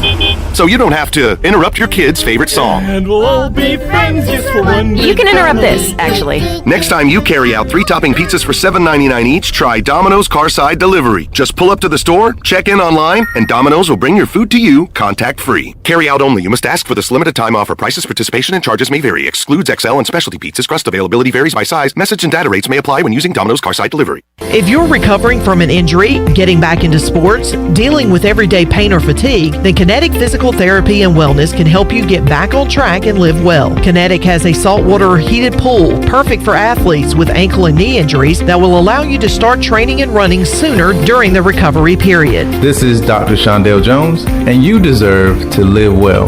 Call us at 364-2806 or visit kptonline.com. Go Pirates! Here with Mike Mullis from Fixed NC. And Mike, you were telling me the other day, people ask you all the time, I didn't know you did that. What does that mean? You know, anything that involves property damage repair, call us first. If it's your crawl space, you've got interior humidity issues, a water loss, your ice maker line breaks, obviously fire and smoke, everybody knows we do those, but anything that involves interior or exterior property damage, we're your repair experts. Mike, how can everybody get in touch with you? 252-999-0001 or fixednc.com. Hey, Troy D here for my friends at Villa Verde. If you know me, you know I love being outside, but finding a good place to eat outside can sometimes be tough. Well, our pals at Villa Verde have fixed that. Not only does Villa Verde have awesome, unique, one-of-a-kind dishes here in Greenville, they also have a brand new outside dining area. And this outside area is sweet. It's covered, you're in the shade, and cooling fans are on. Enjoy the comfort and relaxation of dining outside with our friends at Villa Verde. Villa Verde on 10th Street, a platform for good. Hi, this is Jeff Charles for my friends at Ed Watkins Marine. I've known Ed personally for years, covering his winning performances on the football field and on NASCAR's pit road. Now Ed is winning on the water, and you get to win too. You win with awesome boat prices from Ed Watkins Marine, and of course, great service after the sale. If you're looking for a new boat, contact Ed Watkins Marine today. They will deliver anywhere. Find them online at edwatkinsmarine.com and tell them the voice sent you. Did you know time spent outdoors can help improve your children's health and bring balance to their life? The Outdoor Heritage Advisory Council invites you to join the Patch program. This program is for any child under the age of 16 and includes activities like fishing, hunting, and hiking. These are just one of the many ways you can earn the exclusive patches from the Outdoor Heritage Council. For more information on how to sign up and get your adventure started, visit outdoorheritage.nc.gov. Chico's Mexican Restaurant is the home of the best margaritas. Grab your amigos and head to Chico's every Tuesday for the Gulp of Mexico, a huge 46-ounce lime margarita for only $6.99. On Thursdays, relax and enjoy half-price pitchers of Chico's house margaritas. Choose from lime, strawberry, blood orange, raspberry, or peach. For Mexican food and fun, it's got to be Chico's in downtown Greenville, and now available through DoorDash, featuring a half-gallon of the famous margarita mix to go for only $9.99. Chico's, where the fiesta never ends. This is assistant football coach Drew Dudzik, and you're listening to Pirate Radio, the voice of the Pirate Nation.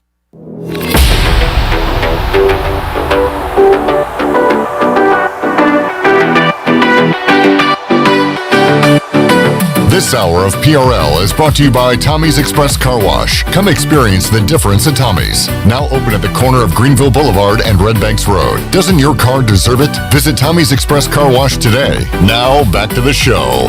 Welcome back. Come out to Granger Stadium this season and cheer on your Down East Wood Ducks. Get your tickets now at woodducksbaseball.com or give them a call at 686-5164. We'll see you at Granger Stadium for Wood Ducks baseball all season long. Go Woodies! Now let's head back into Pirate Radio Live. Here's your host, Clip Rock. All right, one more segment to go with Ronnie Woodward, who joins us here in the Pirate Radio studios. We were talking Pirate football as we went to break. And Ronnie, you filled out a media poll for the AAC this year. Is there any in-person media days? No. Okay. Nope, it's virtual. Now, in years past, this is kind of typical Ronnie. He likes to go off the radar with things. Yep. You tend to not take the favorite. Yep. And go with a bit of a wild card team. Yeah. 2 years ago was SMU, which was awesome. They didn't win, but they made it interesting till the end. They were right there at the end of the season. They lost to Memphis basically in a team game that would have got them to the championship game. Last year you went with Navy. Yeah. Which came crumbling down week 1 when they got destroyed by BYU, which is a non-conference game. That's incorrect. They started off like 3-0 or 4-0. They were against who? They were. I can look it up. Like they were in first place for the first half of the year, and then they beat East Carolina without Holt Nailers. I do remember that game. They beat Tulane. They beat Temple. They beat ECU. They started 3-0. Okay. All right. They started 3-0, and then they finished 3-7. Yeah, right, because they played real teams. But they were in first place for a little bit. Ronnie, that was a terrible pick. No, it was. Okay. I agree, for sure. This year, I'm disagreeing with you. This was the year to make the sexy pick, and you didn't, and I'm shocked. I know. I couldn't do it. So you picked Cincinnati like everybody else, when clearly I think there's a top tier that includes Cincinnati and UCF. That's it, yeah. How did you not go against Cincinnati and take UCF? Gus Malzahn. They're going to score 70 points a game. I know. I'm with Dylan Gabriel. I'm with you. Wow. But Cincinnati's so good on defense. I was close. Trust me. I was close. I agree. I think there's two teams who are top 25 caliber, really, really good national teams. And I think there's a big drop-off at whoever else finishes third, fourth, fifth, sixth. Yeah. But I couldn't do it. I don't know. I think that might be the unanimous pick. Like, if I'm not going to pick against Cincinnati, I don't know who might. Yeah. So I didn't want to. I would really be out on a limb if I was the only one out of whatever. I guess, but you took SMU and Navy. We're talking about UCF. Yeah. Like a good team. I know. You had the opportunity to go A, against the grain, and B, maybe have your best shot ever to hit it. Yeah. And you took the pitch. Yep. I'm not thrilled about it. Trust me. I'm not thrilled. That tells me you really believe Cincinnati is set to run the table again. I mean, I don't think run in the conference table, play. but yes, I think I don't know who else can beat either of those teams. Was kind of my thinking. So then I was like, okay, well, UCF's going to play Cincinnati, which is at Cincinnati. I put way too much time and effort into this, and I was like, I don't know if they can go win there. So I'm going to take Cincinnati. Do you think, because this is really important, will Cincinnati be top 25 preseason? You got to think they will, right? For sure, yeah. Will they be top 20? Will they put them in 15? Something like that. Because but they have some early. Don't they play Notre Dame? Okay, so if they beat Indiana on the road week 3, that would be a good win. Probably be top 10. They could bump them up, and the college football world, and usually they say ESPN controls this. This game will probably be on NBC, looking at the 2:30 start time. But when they play Notre Dame, they want Cincinnati to be ranked as high as possible to get as many eyeballs they can on that game. But you're looking at a potential top 10 matchup week 4 against Notre Dame. If they were to go to Notre Dame and win, you got to put them top 5 at that point. Yeah, top 4 definitely. So they play Temple. They have a real opportunity, non-conference, to get into the top 5. Now, I don't think they do. They're not going to do it. No, I don't think so. But that just scared. I just don't know if UCF can go win that game. Oh, they will, because Cincinnati is going to be 5-0, ranked 3rd in the country, and then UCF's going to beat them. Oh, if that happens, I'd be so mad. That's the that script, would be the Ronnie. Ultimate, I did it, and I just honestly I don't think anybody can beat the. And I also don't know if UCF has the safeguard of UCF could lose a game to somebody else. I don't think Cincinnati can. I think they're that talented, especially on defense. I don't think they're going to get upset by whoever. I don't know. I think they're good enough. This was not a year to be cute. Was what I ultimately came down to. Fine, okay. The 1 year not to be cute for Ronnie Woodward. I know. I'm looking at a mock draft for NFL because I saw you got Rattler and Sam Howell 1 and 2, but I saw a mock draft months ago that had Desmond Ridder way high. Really? In the draft. In fact, going to Denver, but they have them taking a Nevada quarterback. And I don't see Ridder, the Liberty quarterback, going to the Washington football team. There you go. The Guardians. So I don't see him here in this first round. But when I saw that, I thought, okay, Desmond Ridder's not that good. He's a really good runner. I still don't know about his throwing. Yeah. But they play defense. It's their defense, man. Ahmad Gardner. Kobe Bryant is still at Cincinnati. He's the one that got torched by C.J. Johnson. Yeah, but he's good. He's really good. Yeah. Darian Beavers, all these guys are back. Javon Hicks on defense.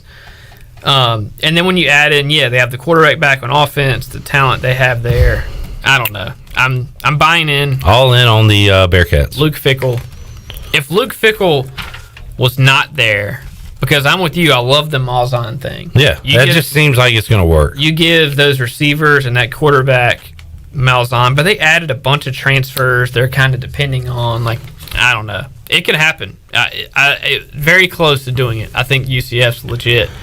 But I think they're legit maybe like next year. I think maybe this year there's still going to be a learning curve with a new coach. I think I like Gabriel more than Ritter. I do too. But the defense, I hear you. The defense and the coach, man. Like, all right. I can't pick against Fickell when they have the best team he's ever had. Johnny loves to, when we talk hoops, whether it be me and Ronnie, me and Igo, me and anybody. So I've talked to Cy Seymour on the air, Morgan Ayler's off the air.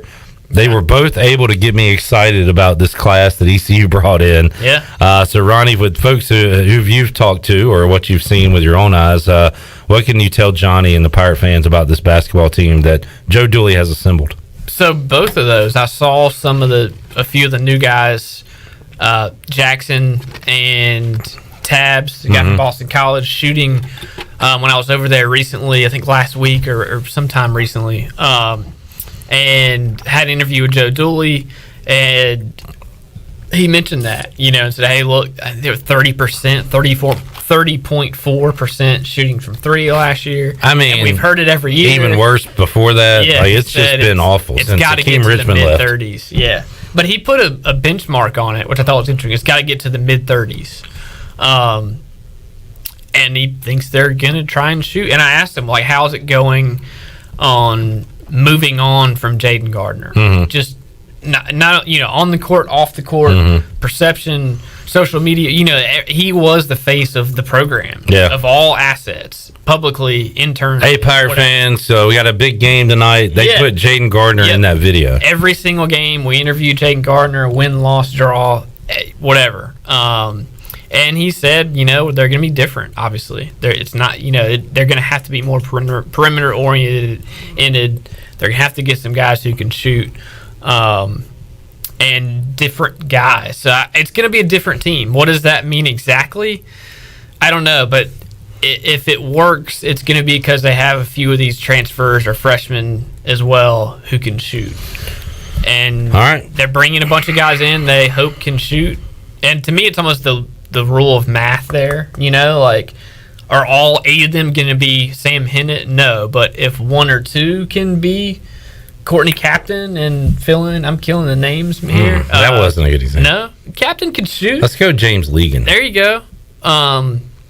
Then maybe they have something. All right. That was my takeaway from all that, was they're going to need kind of like ECU with all the defensive linemen they brought in. Yeah. Like a couple of them got to hit and be stars. Yep. Bring in some guys and see if a few of them hit. And I think that's, in general, what they're going for, and we'll see what happens. We are out of time, Ronnie Woodward. All right. Thank you for joining us today. You got it. We'll check in with you next week. August. It'll be August. Man, we'll have football practice to cover starting next week. Yeah. Exciting times. Exciting time. Yep. All right, let's take a time out. We'll come back. Jeff Nadu joins us to talk about what's going on in the world of sports from a gambling perspective. We'll do that when we return on Pirate Radio Live after this.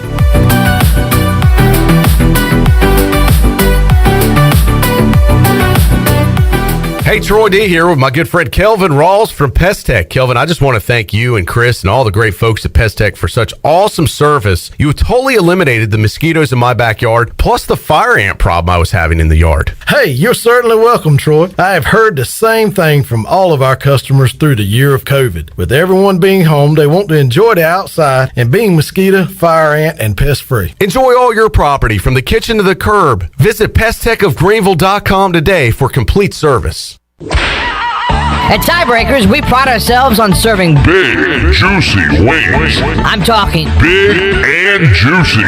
Our chickens are the same ones that kick sand in the other chickens' faces. If our chickens played football, they'd be linebackers. The competition's chickens, they'd be skinny little kickers. Trade those kickers in for linebackers. Tiebreakers is open every day at 11 a.m. Follow Tiebreakers on Facebook and Instagram for daily updates.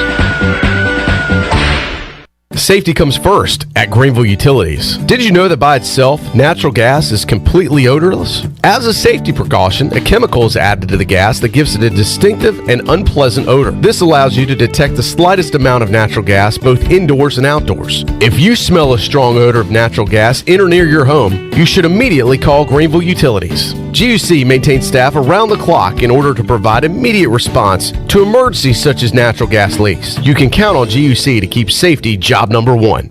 Have you stopped doing your favorite activity due to chronic aches and pains? Let Eastern Physical Medicine and Rehab help. They provide regenerative injection therapy that can help with osteoarthritis, joint pain, carpal tunnel, and plantar fasciitis. Eastern Physical Medicine and Rehab will help you get back into the groove. Eastern Physical Medicine and Rehab, 2245 Stantonsburg Road, across from the hospital. Call 215-9294 for an appointment today. Hi, this is Jeff Charles, and welcome inside the booth. The Hurricanes Foundation is strong. Some thoughts on North Carolina's NHL franchise next. Baltimore Orioles baseball. Pitch to Hayes, jacked down the left field line, into the corner, it is gone! A fair ball tucked inside the foul pole. Austin Hayes off the bench and into the seats. A solo shot absolutely lasered down the left field line. It is 5-2 Orioles in the 8th. Catch all the O's action right here on Pirate Radio, your home of the Baltimore Orioles. 49-year-old Tom Dundon now owns the Carolina Hurricanes lock, stock, and barrel. The previous owner, Peter Carmanos, sold his last remaining shares to Dundon. The Hurricanes are winning 3 straight trips to the playoffs, and Rod Brindamore, my all-time favorite Hurricane, was named the Jack Adams Award winner as the NHL's Coach of the Year. Brindamore was a grinder as a player, and he coaches the same way. He signed up for 3 more years. Top defenseman Dougie Hamilton is an unrestricted free agent, so the Canes may have to replace him. The roster is solid, however, and now that the pandemic is finally over, the crowd should flock back to PNC Arena. It truly is one of the best atmospheres in the National Hockey League, and the Caniacs have a winning product to support. Come on back again next time, and we'll visit inside the booth. There's no better time to drive away with a quality pre-owned car, truck, or SUV from Greenville Auto World. Greenville Auto World is your authorized rough country dealer. We specialize in lift and leveling kits along with custom wheel packages. Whether you're looking for ground clearance or enhancing the appearance of your vehicle, trust our team for your off-road experience. Greenville Auto World, 3840 South Charles Boulevard across from Hardee's at Bell's Fork, or online at greenvilleautoworld.net. This is Big John Williams, strength and conditioning coach for East Carolina football, and you're listening to Pirate Radio, the voice of the Pirate Nation.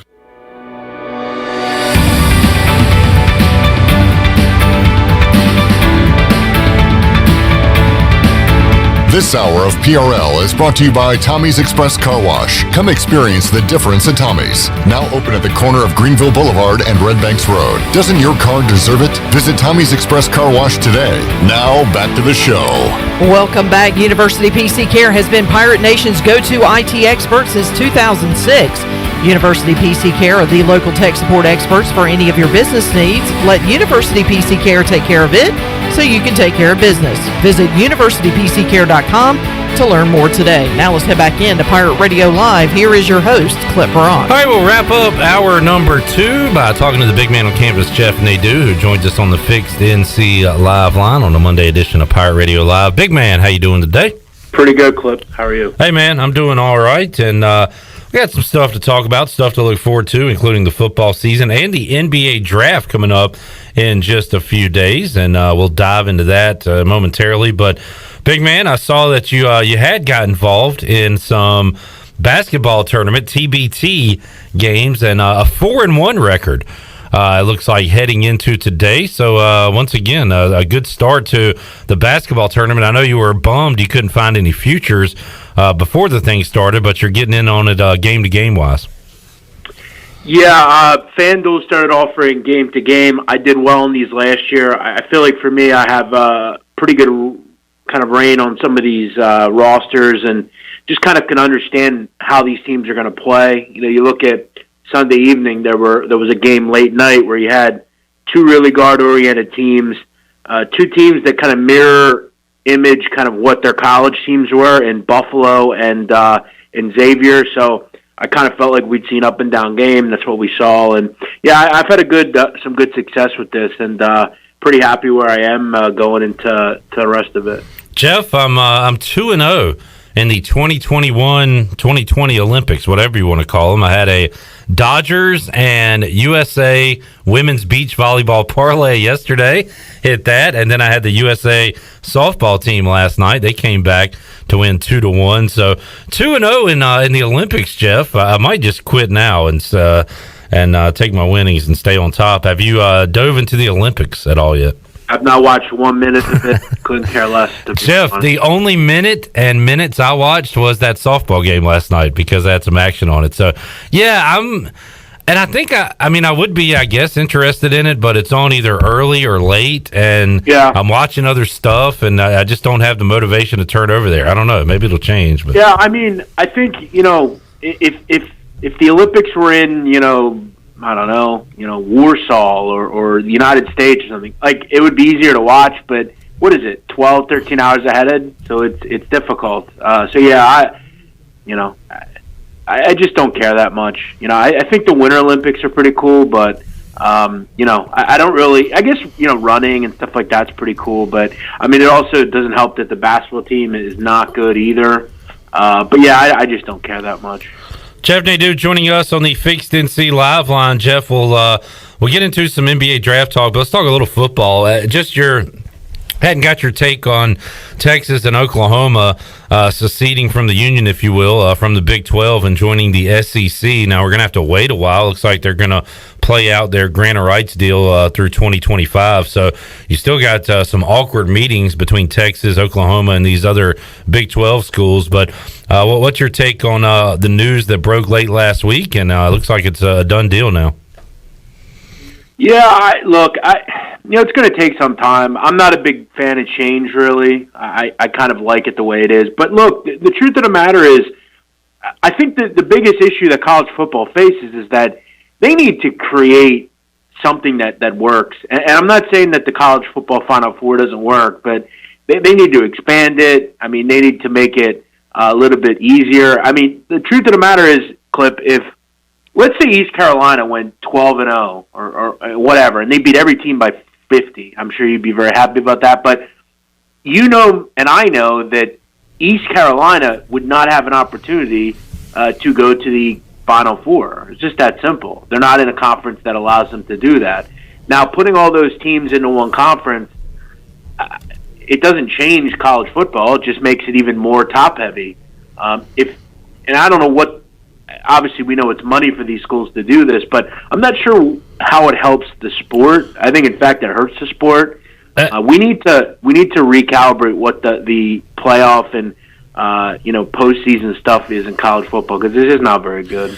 Jeff, how about from a financial perspective? I'm sure it makes sense for Texas and Oklahoma. That's the main reason they're doing it. From a competitive standpoint, I mean, wouldn't you rather, if you're Lincoln Riley, play? And you know what? By the time we get to 2026 or whatever, Lincoln Riley might be the coach of the Cowboys, and who knows, Sarkisian, where he'll be. So it might be a moot point. But wouldn't they rather play like K-State, West Virginia, and cruise to a potential college football playoff rather than having Auburn, LSU, Alabama, Florida on the schedule? Like, from a competitive standpoint, it doesn't make sense at all to me for Texas and Oklahoma. Yeah, I think really the only thing that makes sense is money. From a competitive standpoint, it definitely doesn't make a lot of sense. Yeah. Texas is. Neither team has ever really competed against teams in the SEC, particularly Alabama and groups like that. It hurts the Big 12, obviously.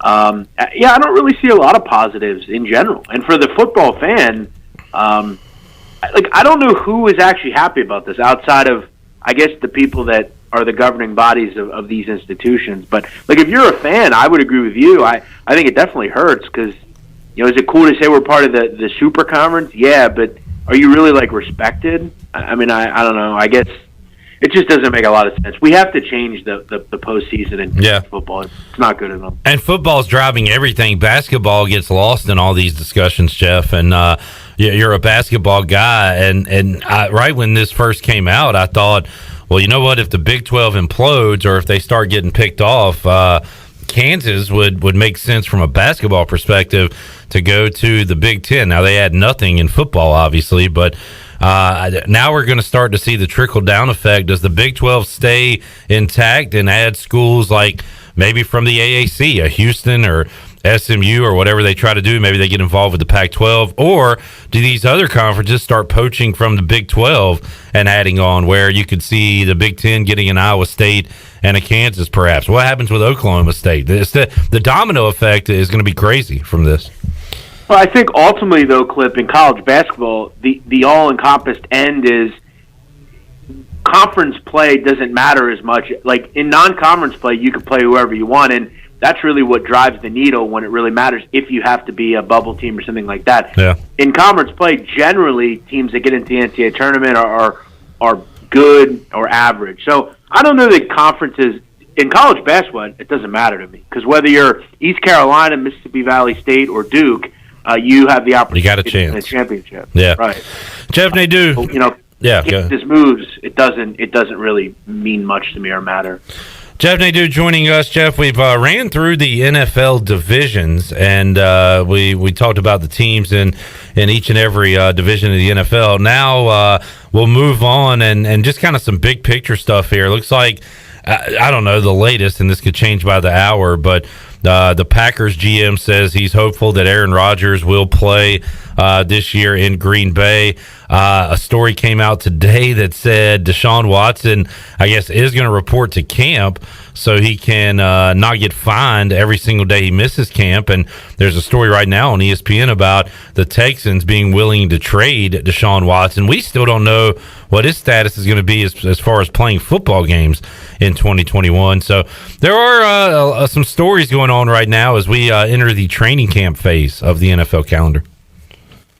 Yeah, I think we're going to get a pretty quick idea of where and ultimately where Deshaun Watson goes. I think it's going to be done pretty quickly. I think it's important to understand when you're looking at things off the field. Now, I know what Deshaun Watson has allegedly done is, obviously very serious. But again, a lot of people have to understand it's not a criminal case, okay? It's a civil case. And again, we're not going to get into litigating that, but you're right. There is a lot of question marks. The thing that a lot of people don't seem to understand, though, is every football team, the NFL, everyone involved, there is tons of individuals that are looking into every single facet of this case. These teams are doing homework. I don't think people get, these teams are just saying, you know what, he might get suspended, we'll just take a shot. I feel like they know probably way more than we do at this point. And they have a pretty good idea of what's going to go on here. And look, I think we know in the NFL, there are plenty of individuals that are in the NFL right now that have committed criminal acts, have committed civil acts, that have committed things that, we don't really know how they're in the NFL. But again, nothing as far as criminal is going on here. Civilly, it's going to get taken care of, and we'll figure out what happens. But these teams are doing their research. And I got to tell you, I think he comes to Philadelphia. I really do. God, I hope that doesn't happen. That would be a bombshell. Football field, yes, you would agree. He's, let's just say he's, on the field, he's, where would you rank him, Clip? Top 10 quarterback? He's top 5. I love Deshaun Watson. He's top 5. Yeah. He's, Mahomes. I guess you put Rodgers. Yeah, he's up there. Let's do this, Clip, really quick. Let's say the Eagles signed Deshaun Watson. Let's say he plays this year. Okay, let's say, because his civil cases don't go to trial until, I think they don't start getting litigated until March or something. If the Eagles pick up Deshaun, he's completely healthy. Yeah. Are they the number 1 team in the NFC East? Yeah, I'm thinking about that. And I guess right now it's Dallas, Washington, and I think they leapfrog them too. Yeah, I would say they would be the favorite. Where do you put them in the NFC? Overall? Well, they're still behind some teams in the West. still behind the Bucks. They're ahead of all the North teams. So, yeah, right there around 4 or 5, yeah. So they're surely a playoff team. With Deshaun Watson, I would say yes. And all those things you said, healthy, all that stuff's behind them, yeah. Interesting. Yeah, it'll be interesting to see how it plays out. I think we know pretty soon, to be honest. All right, let's get into enough thinking about the Eagles being good, Jeff. I don't like this now. Let's get into some NBA mock draft. I see that the site I look at has a few props up, but not a lot. Jeff, I have not looked into this at all, so let's do a NBA mock draft for dummies segment. And let's, I guess, start first overall. It looks like Cade Cunningham is the overwhelming favorite to be the number 1 pick in the NBA draft. Jeff, no question about that, or is there any question at all? Detroit's going to take Cade. No, it's about as cut and dry as Trevor Lawrence in the NFL draft. Okay. They're I don't know if they can prop this high enough as far as the number. I think it should be probably minus 5,000. I don't think it's any shot to lose. I'm seeing 8,000. So, yeah. Now, Jalen Green has the best odds to go 2, Evan Mobley 3, Jalen Suggs 4. At what point, Jeff, is there, well, he's saying the NFL draft anyway. All right, the real draft begins at pick 2 or pick 3 or pick 4 because we don't know. At what point do we not know what a team's going to do in this draft, in your opinion? I personally think the top 5 is pretty cut and dry. Okay. At least to me. I think once you get to, right after that, I think it could really go many different ways. But I think the top 4 I would be pretty confident in. And if I can find an exact order, I will do that. But yeah, I think Cade Cunningham, number 1, is good to go. I think Houston will take Jalen Green. I think he's really shot up the boards. He played in the G League last year. Evan Mobley is a perfect selection, I think, for Cleveland. They really need a big, I think, to go along with currently this roster with Garland and Sexton. And I think Toronto is looking for the next replacement for Kyle Lowry. That's pretty much a foregone conclusion. Kyle Lowry will leave in the summer. I think Jalen Suggs is a very viable replacement for him, probably. Jeff, who is your top international player that we'll see off the board? I don't know anything about these guys. Who do you like from the international ranks, and how high will the first one off the board go? Yeah, I think Josh Giddey is going to be the guy that could climb into the top 10. Kid from Australia, really just kind of got nice size. He's kind of got those physical traits you look for. Good shooter, good defender. You've heard some interesting comparisons as far as him, but this is a kid that's played in that NBL, which obviously LaMelo Ball did some really good things in. As far as passing, the kid's electric. He can dribble with both hands, weirdly enough, something that a lot of people can't do. Just good around the rim. I like Giddey. I think he's a guy that has to kind of beef up a little bit. The good thing about the NBA is he'll have a terrific weight program and strength program, and he'll be just fine. So, yeah, I would say Giddey would be possibly a top 10, top 12 pick. Kind of bouncing around questions here, Jeff. A personal one here for the folks in North Carolina. The Charlotte Hornets picking number 11. They have some needs, especially on the inside. What do they do? Who do you have them mocked to at 11? I have them mocked to take Kai Jones, kid out of Texas. If you remember Jackson Hayes a couple years ago in Texas, went to play for the Pelicans. Kind of a similar player. They always have those super long, super athletic, kind of wiry kids. I think he's a guy that I'd really like if I was the Charlotte Hornets. This is a great defender, very good around the rim, kind of an energy guy. I think he'd be terrific with LaMelo Ball kind of in that up and down offense. Look, he's not a guy that I think is going to back to the basket, back it down kind of player. I don't know that he's going to ever shoot the basketball. But I think he's a rangy guy that I think would really work in that offense, and he's quick as well. They must get better. They must get just more athletic around the rim, and I think he would go well in that system. I think he would be the pick I'd make for sure if I were Charlotte. Jeff, we'll get into more on Thursday, but as we sit here on a Monday, do you have a favorite prop for us? I haven't got in. As far as the books that I bet on, I haven't seen many props. Okay. A couple that I don't think are really available, so I'll have more on Thursday. These books, it's really just pretty pathetic, some of these books, and they're just not putting this stuff out. I know they don't want to get beat, but, there's ragtag books and there's books that just should take action. You're a bookmaker, take action. But yeah, I haven't seen. I have to go look at maybe some offshore stuff. I don't have a ton of offshore money right now in those books, so I'm gonna just wait until FanDuel comes out. There's always like a statement made going into drafts, and we don't know 100% if it's true until 5-6 years after the fact. But Jeff, in your opinion, would you call this a deep draft, a top heavy draft? How do you define the 2021 NBA draft prospects? I think it's a very good draft. I think when you look at talent, I think there's a ton of talent in this draft, particularly late. I think whoever has success in the second round will build the bench. I think there's some really good players, even deep into this draft. You look at a guy like Neemias Queta out of Utah State or Jason Preston out of Ohio. He was kind of one of those tourney guys this year. Philip Petrusev, who played for Gonzaga, he played overseas last year. Isaiah Livers is a guy that's really solid. So there's some really deep players. One guy I do like prop-wise, and I did play this, Ayu Dosunmu. I went under 27. I think he's a guy that probably goes early, mid-20s. 27 is a bit too high. I think Denver could be a team that might have some interest in him. The LA Clippers maybe Houston. So I think that's a bit too high for him. That is a favorite at 130, so I played that. We'll dive into more NBA draft coming up on Thursday's edition of Pirate Radio Live with Jeff Nadu. Jeff, before we let you go, I've noticed the Sit Down, your podcast about Mafia history, getting more and more interactions with folks on social media. People are enjoying it. A lot of great information. And what's coming up next on the Sit Down?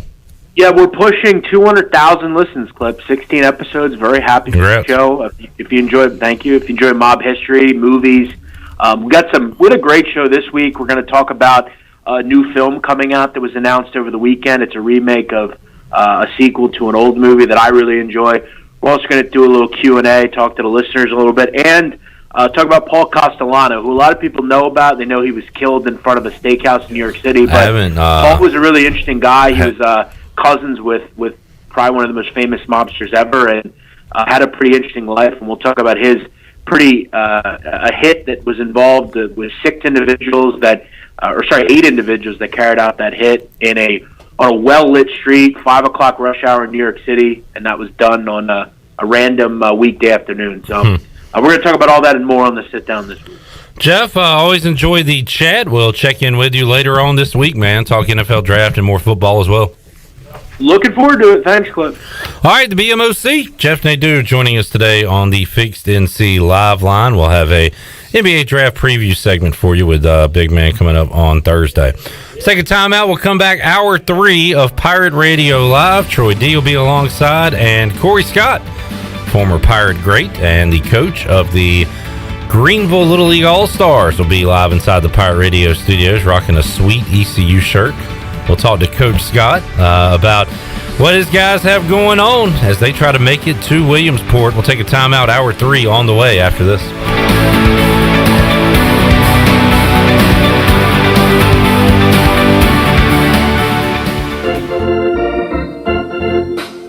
Down East Wood Ducks baseball is back. Come out Saturday, July 31st for the Beach Jersey Giveaway, presented by Lenoir Community College. Free to the first 1,000 fans. Be sure to purchase your game tickets in advance at woodducksbaseball.com or call the Wood Ducks offices at 252-686-5164. See you at Granger Stadium when gates open at 5 and first pitch is at 6. Go Woodies!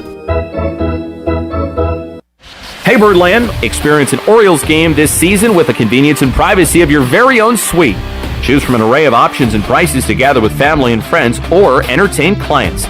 Each suite features climate-controlled interior seating, a private restroom, and comfortable outside seating. Plus, enjoy the best views of Camden Yards. Suites can accommodate 8 to 22 guests. Capacity is limited, so select your dates and purchase tickets now. Learn more about single-game suites at Orioles.com/suites. A car wash experience like no other is here at the new Tommy's Express. You'll enjoy a gentle belt conveyor ride through our bright, inviting wash as luscious foams and soft cloths treat your car like new. After a final rinse, wax, and blow dry for a beautiful spot-free shine in just about 3 minutes, help yourself to our free vacuums and mat washers. We're Tommy's Express. Tommy's Express Wash, now open on the corner of Greenville Boulevard and Red Banks Road in Greenville. For the latest from the world of golf, tune in every Saturday morning from 8 to 10 for the Golf Shop Radio Show. Hosts Mark Greenhells and Matt Blanchard talk golf from tee to green and everything in between. If you like golf, you're gonna love Golf Shop Radio. Before you tee up, drop on in. Welcome to the Golf Shop. White Claw Hard Seltzer. A wave of refreshment. Crafted using our unique Brew Pure process. Made pure. Nothing tastes like White Claw Hard Seltzer. White Claw Hard Seltzer. Available in 5 fruit flavors, 2 grams of carbs, gluten-free, and 100 calories. Find it at whiteclaw.com. White Claw Hard Seltzer. Nothing tastes quite like it. Proudly distributed by Coastal Beverage. Please drink responsibly. Great food, great atmosphere, and great service is Ottavola Market Cafe. Ottavola is simply a restaurant that focuses on that, being a great restaurant. There's something for everyone at Ottavola. The menu offers a variety of great choices like pastas, pizzas, sandwiches, soups, salads, and seasonal rotating selections. Lunch or dinner, Ottavola is always the right call. Call ahead and get Ottavola to go, or stop by the bar for a drink with friends. It's simple. Come and eat at Ottavola Market Cafe, Red Banks Road next to Food Lion, and OttavolaMarket.com. Ottavola, Pirates supporting pirates. North Carolina State Parks is proud to announce that they have partnered with the Hometown Strong program. Our visitor centers are now equipped with public Wi-Fi to help kids with school. Remote learning has become a critical public health measure in maintaining social distance and continuing to educate our young people. Take advantage of Wi-Fi and a hike at Goose Creek State Park or a day trip to the beach and access remote learning at Fort Megan State Park. For more information, visit hometownstrong.nc.gov. Save lives, be a hero, and make $1,000 your very first month donating plasma at Grifols Biomat USA. At Grifols, it adds up fast. New donors can earn up to $1,000 in your very first month. It's the easiest way to make extra money. Start now at Biomat USA, 505 South Memorial Drive, Greenville. Find your donor center at grifolsplasma.com. Make up to $1,000 in a month and save lives now at Grifols Biomat USA. A better donor experience and better pay. This is Pirate Radio, WGHB Farmville, 1250 and 92.7 FM Greenville, WDLX Washington, 930 and 104.1 FM Washington.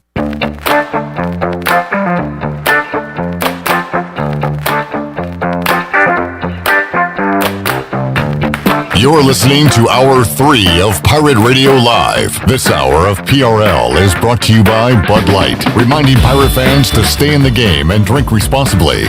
Bud Light, the official beer of the ECU Pirates, and proudly distributed by Carolina Eagle Distributing since 1989. Now, back to the show. Welcome back. Orthopedics East and Sports Medicine Center of Greenville's new extended care clinic is open Saturdays and Sundays from 10 a.m. until 2 p.m., so you can avoid the emergency department for any urgent orthopedics care. For more information, call 757-2663 or visit orthoeast.com. Orthopedics East, providing services to Eastern North Carolina and the Pirate Nation for more than 35 years. Now let's head back into Pirate Radio Live. Here's your host, Clip Ryan. All right, hour number 3 of Pirate Radio Live here on a Monday. We have a giveaway for you coming up this hour. We'll open up the Pirate Radio booty bag, and also great guest in studio. Troy D is alongside for the ride. Hello, Troy. Hello, Clip. Good to see you. Like the Bella Cotton shirt there from our friends at the Farmville Flower Basket. It is a great. I sported mine the other day. It's a nice shirt. I got a lot of compliments. Actually, you know, it's a good shirt when my 13-year-old said, "That's a cool shirt, Dad." Yeah. I was like, wow. You know, 13-year-olds don't hand out compliments willy-nilly. Cool to the kids, cool to the adults. Exactly. There you go. All right, and also Cory Scott, speaking of cool shirts. I like that shirt. Hello. That's all right. Is this chopped liver here? Looks good on you, though. What, you fishing later? Yeah, I know. This is my beach fishing shirt from Columbia. The the fishing line, PFG or whatever it's called. Yeah. Catch anything this weekend? Performance fishing gear shirt. Good to see you, Cory. Welcome back, Coach Scott, the reigning city champion coach, back to back. I thought you were going to bring the trophy in for us. Well, we were going to, but I don't know which kid has it. Oh, okay. Is it like the Stanley Cup, and like each kid gets a week with it? And they try. They're drinking Gatorade out of it and stuff. Yeah. What are these kids doing with this? They throw it off the back of boats. Yeah. Onto another one. There you go. It's been a good year for you. So you won the city championship again. Now you're coaching the 12 and under All-Star team out of Tar Heel, North State, or out of Tar Heel. You defeated North State. Correct. And you are now in the national regionals. And we'll talk about that. You're just a few wins away from another visit to Williamsport in the Little League World Series, which, if you can do it, will be the third time in history Greenville, North Carolina has punched a ticket to Williamsport. We're going to try. We're going to give it everything we got. Yeah, it's exciting. We'll talk about that coming up in mere moments and find out how things are a little bit different this year with still kind of some of the COVID protocols and all that stuff. Yeah. And what you guys have in store. You'll leave for Georgia next week, so we look forward to hearing about that. Big hour 3 on tap. Let's take a timeout. Shirley Rhodes will come back. Cory Scott joining Troy D and I inside the Pirate Radio studios. We'll be back with you after this.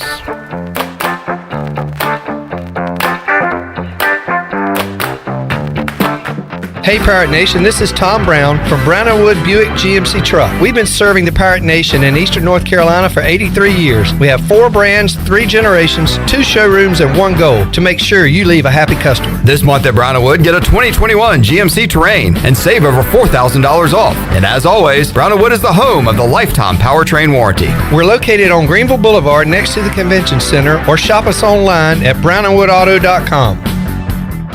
Hey Pirate Nation, Lindsay Gray here with Carolina Caliber. In 1960, my granddaddy started his firearm business right here in Eastern NC. Still family owned and operated, we have the area's largest selection for outdoor shooting sports and accessories and are one of the nation's top firearm dealers. At Carolina Caliber, we have everything you need from hunting, home defense, and personal protection, including a wide variety for ladies and youth. We buy, sell, and trade. It's a time-honored tradition. Visit us at Carolina Caliber on Fire Tower Road in Winterville. At U.S. Cellular, we believe everyone should get more of the latest 5G technology for less of your hard-earned money. Right now, everyone can get a free smartphone, whether you're a new customer or not, with no trade-in or hidden fees. U.S. Cellular, America's locally grown wireless. Terms apply. See uscellular.com for details. Now that life is returning to normal, we have found a lot of good things that came from the pandemic. One of them is not having to go to the wireless store anymore. The Cellular Warehouse team has been in the business of delivering phones to your home and office for 20 years. People found out about our free delivery service and love the ease of getting a new phone, tablet, or hotspot. Call Toby Williams today at 252-799-7051 so you can start experiencing the joy of never going to a wireless store again. Cellular Warehouse, your local U.S. Cellular authorized agent. Weekends are made for AJ McMurphy's. Start your Sunday fun day at AJ's. AJ's is now serving brunch from 11 a.m. to 2 p.m. and a build-your-own Bloody Mary bar. Enjoy your weekend with live music on Friday night and Saturday night with no cover charge. And you can catch all of the MLB and ECU baseball action on AJ's TVs. See you this weekend at AJ McMurphy's, Turnberry Square at Bells Fork, and on Facebook, Instagram, and Snapchat. We paid how much for those lessons? Shh, she's doing great. Oh yeah, totally. Can you pass me a Pepsi Zero Sugar? Great job, honey! Oh, look at that. That's not the end. No way. Now it's time for the encore. You know what? You're right. 5 times? Not enough times. For everyone who traded in rock concerts for their kids' recitals, you've compromised enough. Pepsi Zero Sugar. That's what I like. Here is your ice-cold Pepsi Zero Sugar, sir. Oh, thanks. Wanna watch the game? Ooh, little sports ball on a Sunday afternoon. Don't mind if I do. Hey, did we win? It sounds like we won. It's still the first quarter. I must be lucky. People say that about me. Tough break on that free throw there. Shouldn't be doing that. Dude, we're watching football. Come on. For everyone who spent the entire game explaining the entire game, you've compromised enough. Pepsi Zero Sugar. That's what I like. Warren's Hot Dog Pizza, homemade lemonade. Hey Pirate Nation, Warren's Hot Dogs 2 locations are open for business in Greenville and Chocowinity. Both locations have drive-through windows, so stop by today for hot dogs, pizzas, subs, apple and peach turnovers, homemade lemonade, and breakfast in Chocowinity, featuring homemade cheese, ham, and chicken biscuits, plus sausage dogs and more. Warren's in Greenville across from Ron Ayers Motorsports and in Chocowinity next to the fire department. Warren's Hot Dogs. Want some? Get some. This is Coach Blake Carroll, defensive coordinator for East Carolina football, and you're listening to Pirate Radio, the voice of the Pirate Nation.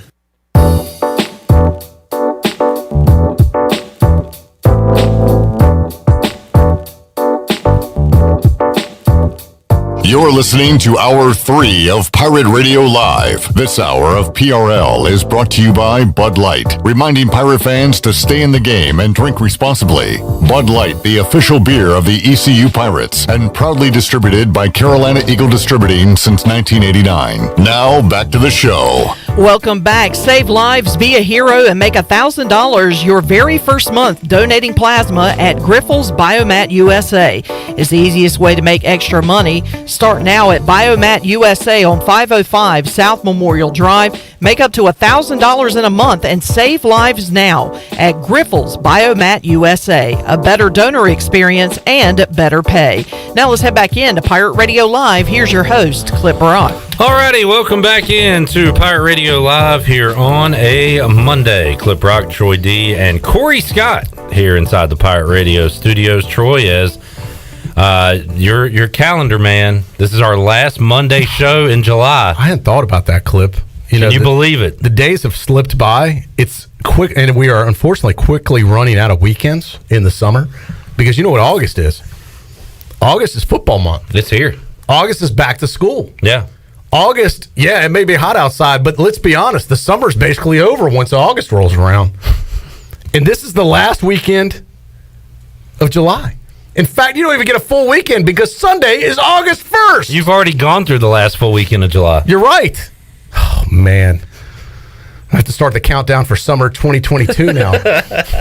It's okay. It's all right. Way to depress me, Clip. A lot of great times ahead. Yeah, so August will be here. You're right. When we talk next Monday, it'll be August 2nd. That it will. Full throttle football. Yeah.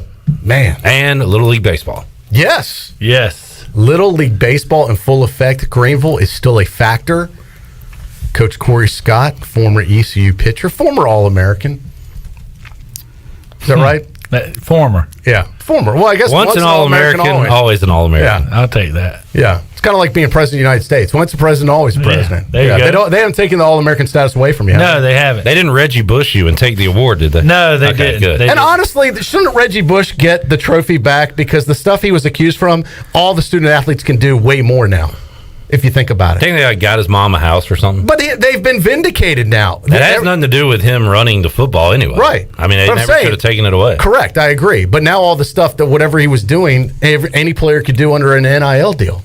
Yeah. Is what I'm saying. All right. Never mind. Wouldn't you have loved to have an NIL deal when you were playing? Yes. I think I probably could have made some money if I was a paid athlete in college. Yeah.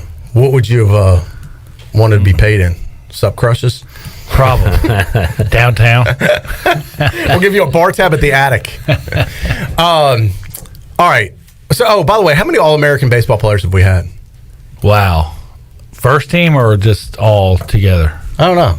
How many teams do they have in All-Americans? First team, second team? First, second. And why haven't we had some late? Like, who votes on this? Like, we've had unbelievable players. Why haven't I heard about this lately? Because you don't listen to Pirate Radio would be my guess. Gavin Williams and Connor Norby were All-Americans. Oh, they were? Okay, my bad. All right. I've been a little busy. All right. When did that happen? Last month. Yeah. Okay, I missed that. Then. My bad. You've been busy? Did you say you've been busy? I've been busy. Troy, it was summer. You were busy. I am busy in the summer, Clip. Okay. Very busy. Well, you do this show 2 times a week. I know. Somehow I missed that. Okay. No, I totally missed that. Well, that's good. So how many All-Americans have we had? Were you first team? I was first team. All right, then that's all we're talking about then. How many first team All-Americans, Clip? I don't know. All right. Let's move along. Okay. Yeah. Well, are you not following that? You know what? I've been busy. I understand. I haven't counted every All-American in ECU history. You should do that because you do the show. You're right. You should know that information. I should know that. I'm just a guest now. All right, Cory's our main guest, so let's talk to him about what he has going on. And that's a trip to Georgia coming up soon. Warner Robins, here we come. Yeah. So what? How many teams are in the regional this year? 8. All There's right, 8 states in our southeast region. And we talked about this with you before. This is a weird deal because of COVID. They're not accepting international teams this year. Correct. Little League. So in lieu of the Japans of the world and all the other countries that come that side, they're going to fill it with American teams. Right. So 2 teams from each region will go this year to Williamsport. So never had a better chance as far as the numbers coming out of the regional. Usually only 1 team comes out. Now they're doubling it. 2 teams. You're the runner-up. You go. That's right. We don't want to go as the runner-up, but we'll take it. I was going to ask about that, too. It's almost like I don't think any of your guys, or especially you, are going to settle and be like, hey, all we got to do is come in second. Yeah. That's not even in the No, we're really not saying that to our kids. We're trying to say, hey, we want to go as the Southeast region representative, but...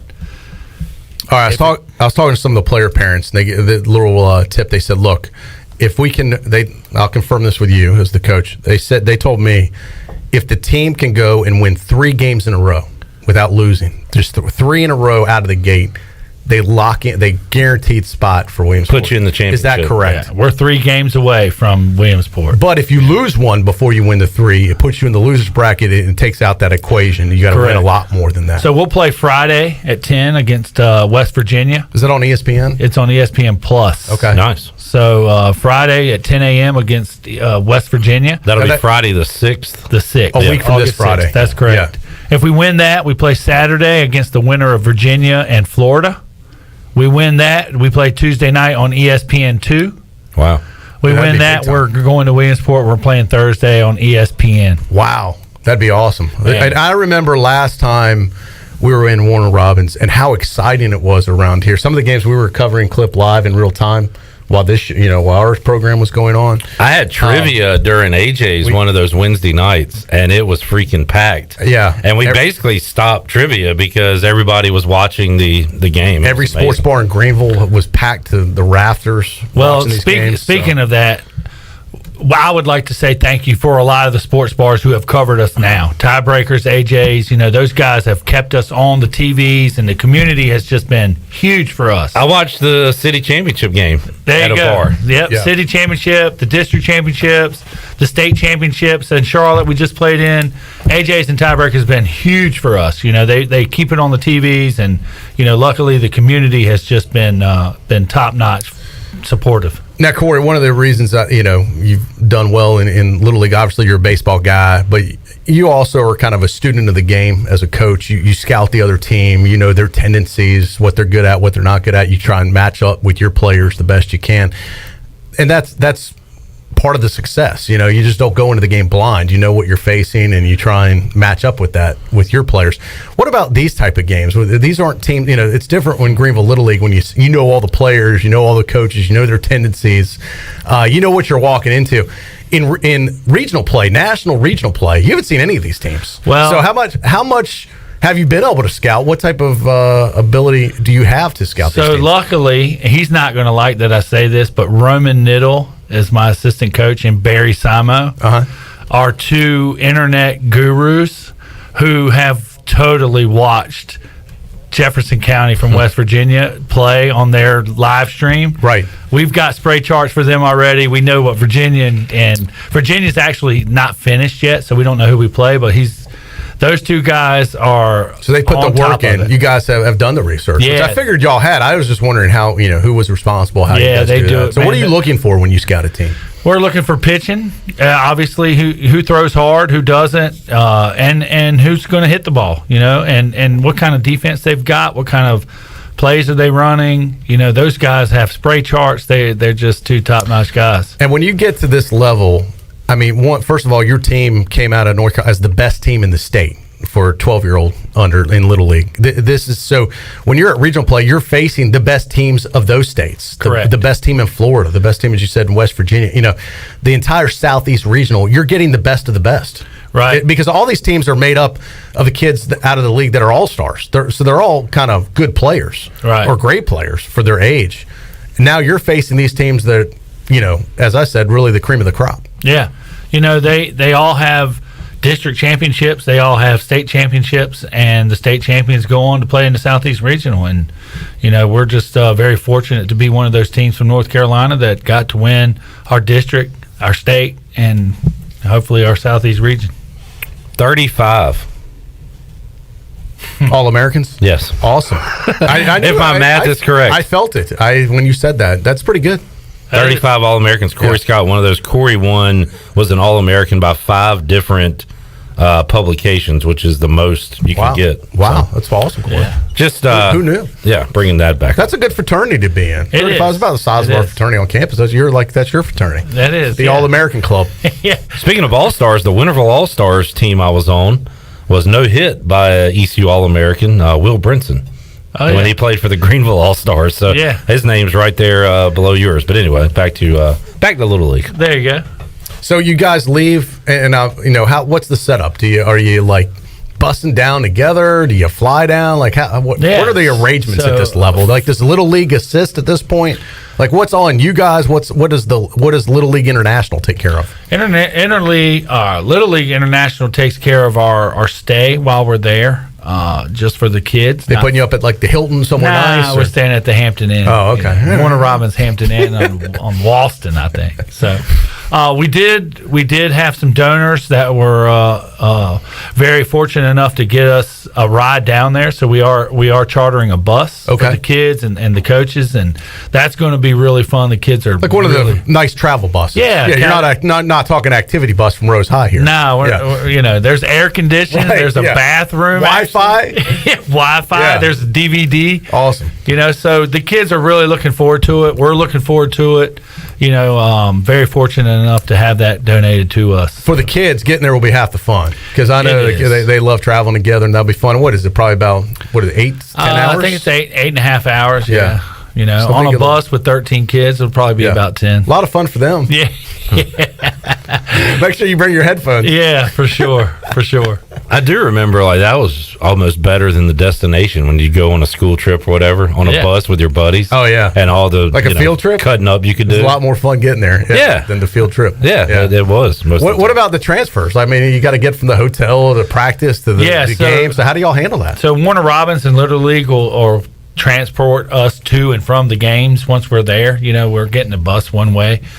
Get home by the parents. So once we're there, we'll get transported through Warner Robins. They will have us transportation to and from the fields. Which, they'll have like vans and stuff. Yeah, vans. What about the meals? Because that's a lot. Breakfast, lunch, dinner for hungry kids. I mean, I know I got a couple 13-years at home. They like to eat. So who plans all that? That's a lot of logistics. Yeah. So luckily, through donations from the community, we're able to support the meals and stuff like that. The breakfast, the hotel will obviously give us the free continental breakfast. Yeah. The omelet section and the free milk, so they'll get the free breakfast and then the pastries. Yeah, the fruit. Have you the Greenville team was there a few years ago now? Have you ever been to Warner Robins? No. I coached in Little League 11 years. Coached All-Stars every single year, and I have not been to Warner Robins. Why do they get to host the Southeast Regional every year? Why doesn't it bounce around? Why is it only there? It was in Florida when Holton Ahlers actually went, and he was one of the first teams that went to Warner Robins. And I think before that, I was talking to Trent Britt actually about this today, and I think it was in St. Petersburg, if I'm not mistaken. And then Warner Robins just actually got a bid, just like the TOSC, which is the Tournament of State Champions, which is the regional championship for the 9 and 10s and the 11s, used to be in West Virginia. Greenville put in a bid, then Elm Street had it for a few years. So this is kind of the same deal. How big is the stadium there? I'm looking at it right now. I mean, it's nice, but it's not. It doesn't look tremendously huge. It's not Elm Street. No. There's not a lot of places like Elm Street. Elm Street's very fortunate this year to be able to have the softball World Series, and they got that for a reason. Are there any restrictions down there as far as like who can attend and that? Yes. Kind of stuff? So we've got 250 tickets. Which equates to around 18 per kid. Which is how a y'all lot. split them up? Nah, whoever's got 18 people coming, they get 18, and whoever doesn't can. If you only need 4, you take 4. Right. Yeah. Correct. They do have, I see, the, what would you call that, Troy, behind the fence? Oh, the berm, the outfield. Where you could sit on Yeah, that the hill. incline. Yeah, they have that's a pretty hill. cool. So, but they're limiting the attendance, you said. They are. They are limiting the attendance. They are actually testing us every other day. Oh, really? Yeah. So the that's kids a are going to have pain, to isn't go it? through that. We're just They jamming your stuff up your nose? no. It's actually a spit test. Oh, okay. That's a little bit easier. Hey, you then. baseball guys spitting Yeah, anyways. yeah. Put in a I cup. told them That's to not put as some bad. tobacco. We'll be fine. the Q-tip up the nose can get old. Yeah, so that's good. they're not really doing that because it takes so long to get the results. So, we're just praying that that's not. We're praying that doesn't happen to any team. But if one kid tests positive, it could screw up the whole thing, I guess. Right? It's going to cause an issue. Yeah, Yeah. it You got the whole contact tracing, just like football and other Just like sports and this. NC State just went through it in the College World Series. Oh man! So maybe it's good that they're kind of. You guys are going to kind of be sequestered away from. yeah, we friends have and our own family. pod that we're going to be. If we go to games, they're going to have a pod for us to sit in, away from other teams. And one of the things we're really worried about too is the kids are staying in their own hotel room. So the bedtime and the lights out issue is going to come up. But Like you've got 3 coaches. Yeah. But you've got what, 13 kids? 13 So kids. even if you split up, you can't monitor everyone all No. the time. No. So some of these kids will be on their own. But On their own. they're old enough to handle themselves. But they're still so kids. It'll be good. After you do bed checks on them, who does your bed check? Yeah, that's what I'm more worried about. Where's Coach Cory? It's 2 a.m. He should be here by now. Kidding. No, you're not really. No, I'm not kidding. So there you go. Yeah, But it it'll is be good. so the burden of parenting though, because that you will be sequestered, is on you and the coaches. Hey, you know what? It's time to grow up a little bit. So we'll see what happens. We're not really worried about it. We think they're going to be fine. The kids They're good kids. They're good kids. Yeah. They really are. Good kids. They're good kids, Jeff. They're all good. They're in a kids. good league too. Tough league. That's good, man. So it sounds like you were kind of breaking down the schedule there. Is it a 1-week tournament? Like when is the championship scheduled for? Thursday would be the championship game in the winner's bracket. So if you come out of the loser's bracket, you'll have to win twice. So you'll play Thursday and then game deciding Friday. If need be. We'll post all the game. Get each whenever there's a game and however it's broadcast. We'll make sure it's put out there heavily on social media for everybody too. So if they can't, because we're still over a week away. Right. From the first game. Right. You said the first game's Tuesday. No, it's actually Friday, August 6th. Oh, that's right. We leave Wednesday, August 4th. Correct. Okay, so a week from this Friday will be the first game. Yeah. But we'll put it out there so folks can remember. You nervous? This is like the biggest game you've ever coached? Yeah. No, I'm not nervous yet, Troy. I will be. I'm nervous for you. All the kids laugh a lot and the parents and stuff because they know I'm a big crier. I'm really a sissy. Yeah. And Don't let the state championship game, I'm in my hotel room and I come down and my eyes are red because they're like, "What's wrong?" I'm like, I've been crying, just so nervous. But the kids are they're kids and they're going to do what they can do. And man, I'm just so proud of this group. We've had them for so long, and they're just. Well, on a personal note, this is kind of, as far as coaching goes, at least right now, it's kind of your last hurrah. You talked about, hey, this is going to be your last year in Little League. Your son exits Little League this year. He does. So you won a state championship. You won a city championship. Yeah. You went on to win a state championship and a district too. A district championship. What a story on your last hurrah, on the last dance, Clip Rock, to go out a national champion. We hope, or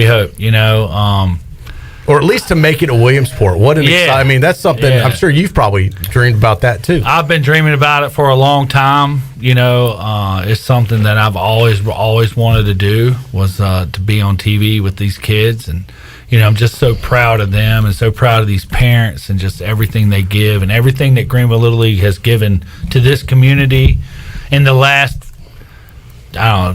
since 98 when we went to Williamsport, so. Does the deck kind of reset once you get to Williamsport, or does the team that wins the Southeast get an advantage in Williamsport? The seeding. Yeah, I think you get seated better if you win. Yeah, you get seated better if you win. But the tournament starts over completely. The tournament starts completely over. Yeah, it's 0-0 for everybody. All right, I got a special request from someone very important here in Greenville Little League. The commissioner is tuned in. Brian Weingart's got a message and a request from Commissioner Weingart's. I don't know if this was for off the air or on the air, so I've already spilled the beans, so I'm going to go ahead and say it on the air. Go ahead, say it. All right, Brian Weingart just put in a request. They said, please tell Cory to not let them mic him up. So Brian, I've grown up a lot since day one. Great point, because they do mic up those coaches. They mic up coaches on TV. Yeah. And sometimes you get in the heat of the battle and things, you're a former player and look, who am I to judge? Maybe they won't listen to Look, I don't want to be mic'd up any more than on this show. That's a good point. I haven't cussed yet, have I? No, you're good. Maybe that's the key. Maybe we need to have a mic. Like when I'm in front of a mic, I don't cuss. It's when I don't have the mic, I get in trouble. Yeah, I'm thinking about it when I'm on a mic. Yeah. Cory, that's the key. How people talk and gossip. Our mutual friend Hannah at AJ's, who was at O'Cool's and Bowley's back in the day. Correct. So I think this was the game before you clinched and won the state, but she was talking about the game and she was like, yeah, and Cory almost got tossed. And I don't know if that's true or not, but, every now and then you got to look out for your guys. Hey. Talk to the umps, right? We didn't have replay. So what I see and what they see may not always be the same. That's so true. If my kid is in the right, I'm going to fight for the kid. There you go. So we'll but luckily they have replay now. So when I'm right and they think I'm wrong, I'm really going to be right. So at this level of Little League, moving forward, they'll have replay to use? They have replay. Wow. Yeah. No kidding. Yeah. So what calls can be replayed? Like, or you have a certain number you can contest, or how does it work? Yeah, 2 a game, I think is what they told us. Okay. So, I'll You need to only save be it wrong for a once. big moment. I can be right twice. And look, after you're right, after the replay, don't go in the face and say, I told you so. I won't. I'll take calm my mic down. off. All right, yeah. I'll say, I told you so.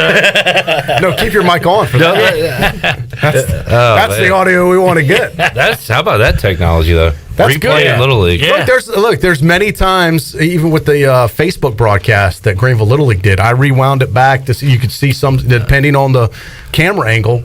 I used it as replay. I was like, well, Cory's right on that one, or Cory's wrong, depending on what you were arguing. Well, probably wasn't wrong. At the time, you're never wrong. Always right. Or are you positioning for the next call, too? A lot of coaches like to do that. Work the ump, get in his head, and then maybe next time, it's a fine line, though. Whenever they say, Cory, you're not right, I just say, well, just let me make right next time. There you go. He's working it for the future. There you go. Yeah.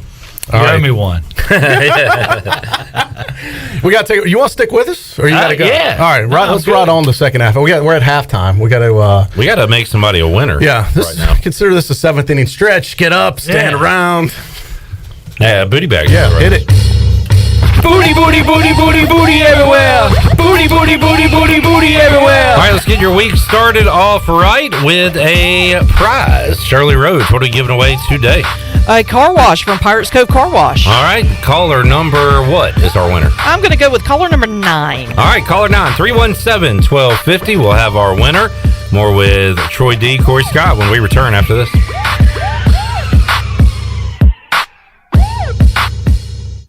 The Pirate Radio Podcast. Former National Hockey League player Craig Cox. If you're going to get into a fight on the ice with a guy, what's the one thing you better do? Better hit him more than he hits you. But there is an art to the fighting, isn't there? Everybody's got their own philosophy on, how to do it. Listen to every Pirate Radio podcast now by visiting our podcast channel and subscribing in Apple iTunes or SoundCloud. The Pirate Radio Podcast is powered by White Claw Hard Seltzer, proudly distributed by Coastal Beverage. At US Cellular, we believe everyone should get more of the latest 5G technology for less of your hard-earned money. Right now, everyone can get a free smartphone, whether you're a new customer or not, with no trade-in or hidden fees. US Cellular, America's locally grown wireless. Terms apply. See uscellular.com for details. This is Brandon Tate, owner and operator of Atlantic Wireless, an authorized agent for US Cellular since 1997. Visit atlanticwireless.com to find the store near you. We go beyond the call. This is Dr. Anthony Scalick from Orthopedics East and Sports Medicine Center of Greenville. We offer a variety of services including arthroscopic surgery, sports medicine, carpal tunnel surgery, general orthopedics, fracture care, total joint replacement, physical therapy, and on-site MRIs. For experienced and professional medical care, visit our office on W.H. Smith Boulevard in Greenville and online at orthoeast.com. Orthopedics East, providing services to ECU and Pitt County athletics for over 35 years. Go Pirates!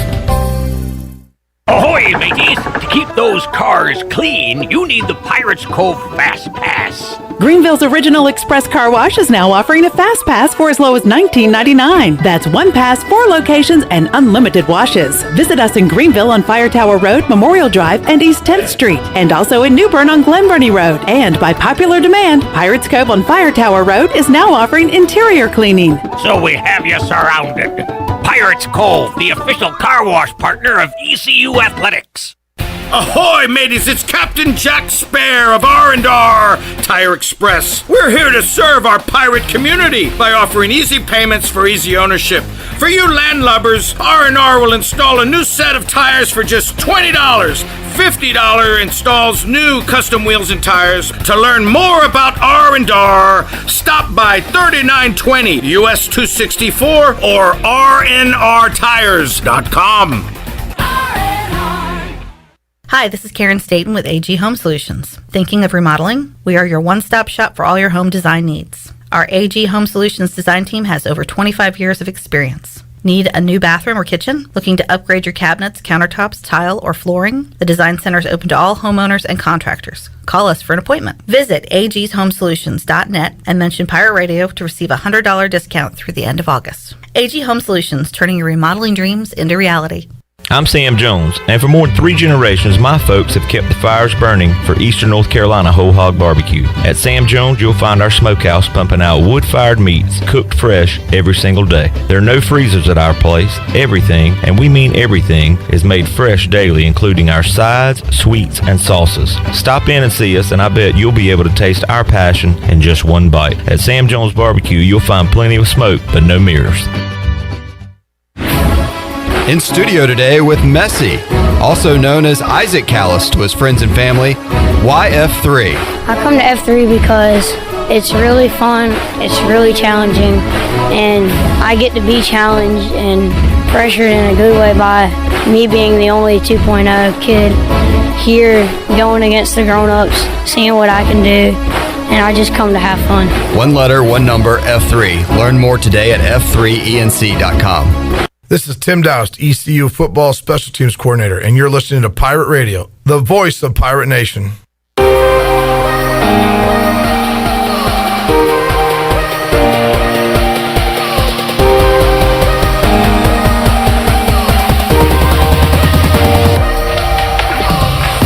You're listening to Hour 3 of Pirate Radio Live. This hour of PRL is brought to you by Bud Light, reminding Pirate fans to stay in the game and drink responsibly.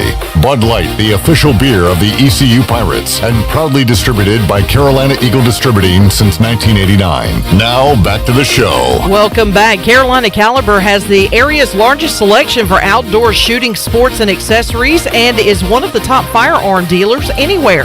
At Carolina Caliber, they have everything you need for hunting, home defense, and personal protection, including a wide variety for ladies and youth.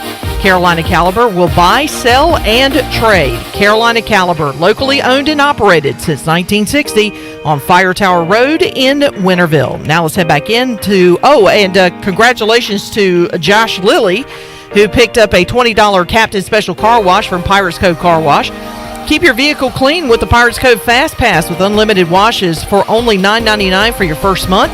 Pirates Cove Car Wash, the ultimate car wash experience, and the official car wash of ECU Athletics with locations on 10th Street, Fire Tower Road, and Memorial Drive. Now let's head back in to PRL. Here's Clip Brock. All right, back with you on Pirate Radio Live. Troy D. and Cory Scott alongside Cory and the Greenville Little League All-Stars heading to Warner Robins, Georgia. They will play next Friday, their first game in the Southeast Regional down in Georgia. So it's getting close. Yeah, how about this long layoff? Is it usually like that? No, it's not. We actually had our state tournament way earlier than we usually do, and it's not something that I prefer to do. Usually kind of just roll right into the next round, right? Yeah. So, long layoff for these guys. And when does school start? I remember when the guys went to Williamsport, school had already started. So I guess the hope is you're still playing baseball when school begins. So that's kind of the incentive we've been telling our kids. They love it. You win and win around. No school, you skip kids. school for a week. You get to be baseball players. I wonder what Cory said during that mound visit. He said, "Look, if you want to go back to school, throw another ball." Well, I'll be mic'd up, Clip. You'll hear it. We'll hear it all. Yes, that's going to be awesome. All right, guys. Troy, last time we talked last Monday, the last time we spoke on a Monday, we had no idea Texas and Oklahoma had a desire to leave the Big 12. Right. It wasn't out at all yet. And how they kept that under wraps for as long as they did is amazing to me. And basically what they've given themselves is an out if they want to. They didn't come out and say we're leaving. They just said we're not renewing our package or granted rights deal when it ends in 2025. Right. So which is a long time from now. Which basically gives them the flexibility to do whatever they want to do. They can always renew it if they want to, but if they don't, they've got the ability to move on. They're free agents at that point. So maybe Mike Oresco's giving them a call. Who knows? It's a good move by them if they do want to do something else. But you're right. I said it earlier. Whoever was involved in these meetings, those are the people you want to be associated with because they do not gossip. They keep secrets. It's crazy that none of this got out, and apparently it's been discussed for 6 months. That's what I was going to say. This isn't the type of conversation that you have with a buddy and you make a decision like we're talking about, hey, let's do something on the weekend. Okay, see you there. And then, these are high-level, multi-layered discussions. I mean, $76 million is what it costs for them to leave the Big 12. So that's not a secret. Even at the end? That's not. No, I believe this is if they leave early. If they leave early. Which I'm kind of surprised I don't know why you wouldn't go ahead and jump if you're going to jump. I mean, I know it's a lot of money, but is it a lot of money to them? Probably not to them. I mean, they can make it up. They're going to make $150 in an SEC in a year or whatever it is. Yeah. So it appears they are going to stay around and again have those awkward games with their conference foes, knowing that in the future they'll be in the SEC apparently. I agree. It's definitely going to get awkward. Did you find your Emily Proctor picture? You've been looking for a while. I know. I've got so many. Well, first of all, do you know how many photos I have? Does it have a number? This will be a fun game to play. Hey, Parker Bunch, this is for you. Yes, I've got a number on how many photographs live on my phone. Do you want to take a guess? When did you get the phone? Well, here's the deal. This phone's less than a year old, but nowadays everything transfers. Right. So it's, How many years are we working on here? I don't know. That I can't tell you. A number of years. Okay. So everything transfers. She was here in the 90s, right? No. I started on a BlackBerry. I moved from BlackBerry to Android, and I went from Android to iPhone. So I've done the gamut. So I feel like I could write a review on all of these things. But your Android pictures are not on that phone. Correct. Okay. I believe iPhone only. I believe this started with the Apple when I joined the Apple family. Was it Flip? Which one? Flip phone? Oh man, late 90s I had one of those when they were cool. They were cool. I had a Motorola flip phone when they first came out with that. I had one of the first Motorola flip phones from USA, the StarTAC. Yeah. Remember that? When you had to text and hit the button 3 times. Yeah, probably about 1998 I was rocking that thing. So 365 times. You think you've been iPhone 7 years? At least. Okay, let's say 7 years. Yeah. I'm going to say you take 15 pictures a day. So times 15. Anybody else want to throw out a number before I throw out mine? Mine's a little high. No. I'm gonna drop this number. This can't be right. I'm gonna go 24,000. Wow. All right. I'll take the over. I'll go 28. All right. Anyone? All right. Do you want to read the number? Sure. Do the honors. So you're 24. I said 28. So you don't think I'm lying? It's under recents. That's all of that. Is it 50,000? 58 plus 58 229. 58,000 photos to go. So as you can see, Clip, it takes me a little while to. You were only off by 20,000. Oh my! But yeah, my math was 15 a day. So you're taking way more than 15 a day. Well, I went way low on that one. Yeah. So you guessed at 38. So 58,000. So I'm trying to. We were talking about in the break Emily Proctor. And I said I had just seen Emily Proctor not too long ago, and we hung out. When was that? And you're by like, the way? This is about a month ago at Atlantic Beach. And you're like, oh, you say you hang out with anybody? You know, I was like, no, like actually, no, we actually like hung, like we were friends. Like we had, you know, Emily and I went to school, ECU together, and high school together. Like. So we actually did hang out. And I said, we took a picture so I can show you. You can do it after the show. All right. I just wanted to show you. Try around 35,000. What number do you think that was 2 weeks ago? Yeah, it's probably like 10,000 back. Yeah. Oh, man. I can't believe I have so many photos. I think part of it is like, well, I don't know. iCloud is calling your name. Corey, we did a segment on his open tabs one time, too. I've got an illness. Really yeah. I mean, you just don't want to get rid of something because as soon as you do, you'll need it. This is true. I cannot tell you how many times I'll delete an email or something, and then I'll end up needing that email. Yeah. And I'll have to dig out, hopefully it's still in the deleted file. That's because what, I still Troy, need it. now you've got 58,000 active photos. Can we go to the deleted file? Is there 60 in there? Oh, yeah, hardly any. Yeah, because most of them live in the inbox here. Yeah, I meant just 60, like 58,000. Oh, you mean how many emails? No, how many deleted pictures? photos. Oh, yeah, not that many. Just 60? Yeah, you're probably about right. All right. So, seriously, you can do it. I know. I'm listening to you. I want to. Now it's like a challenge. I want to find it to show you. Troy D hung out with Emily Proctor challenge. Yeah. Which stems, well, maybe we shouldn't say what it stems from.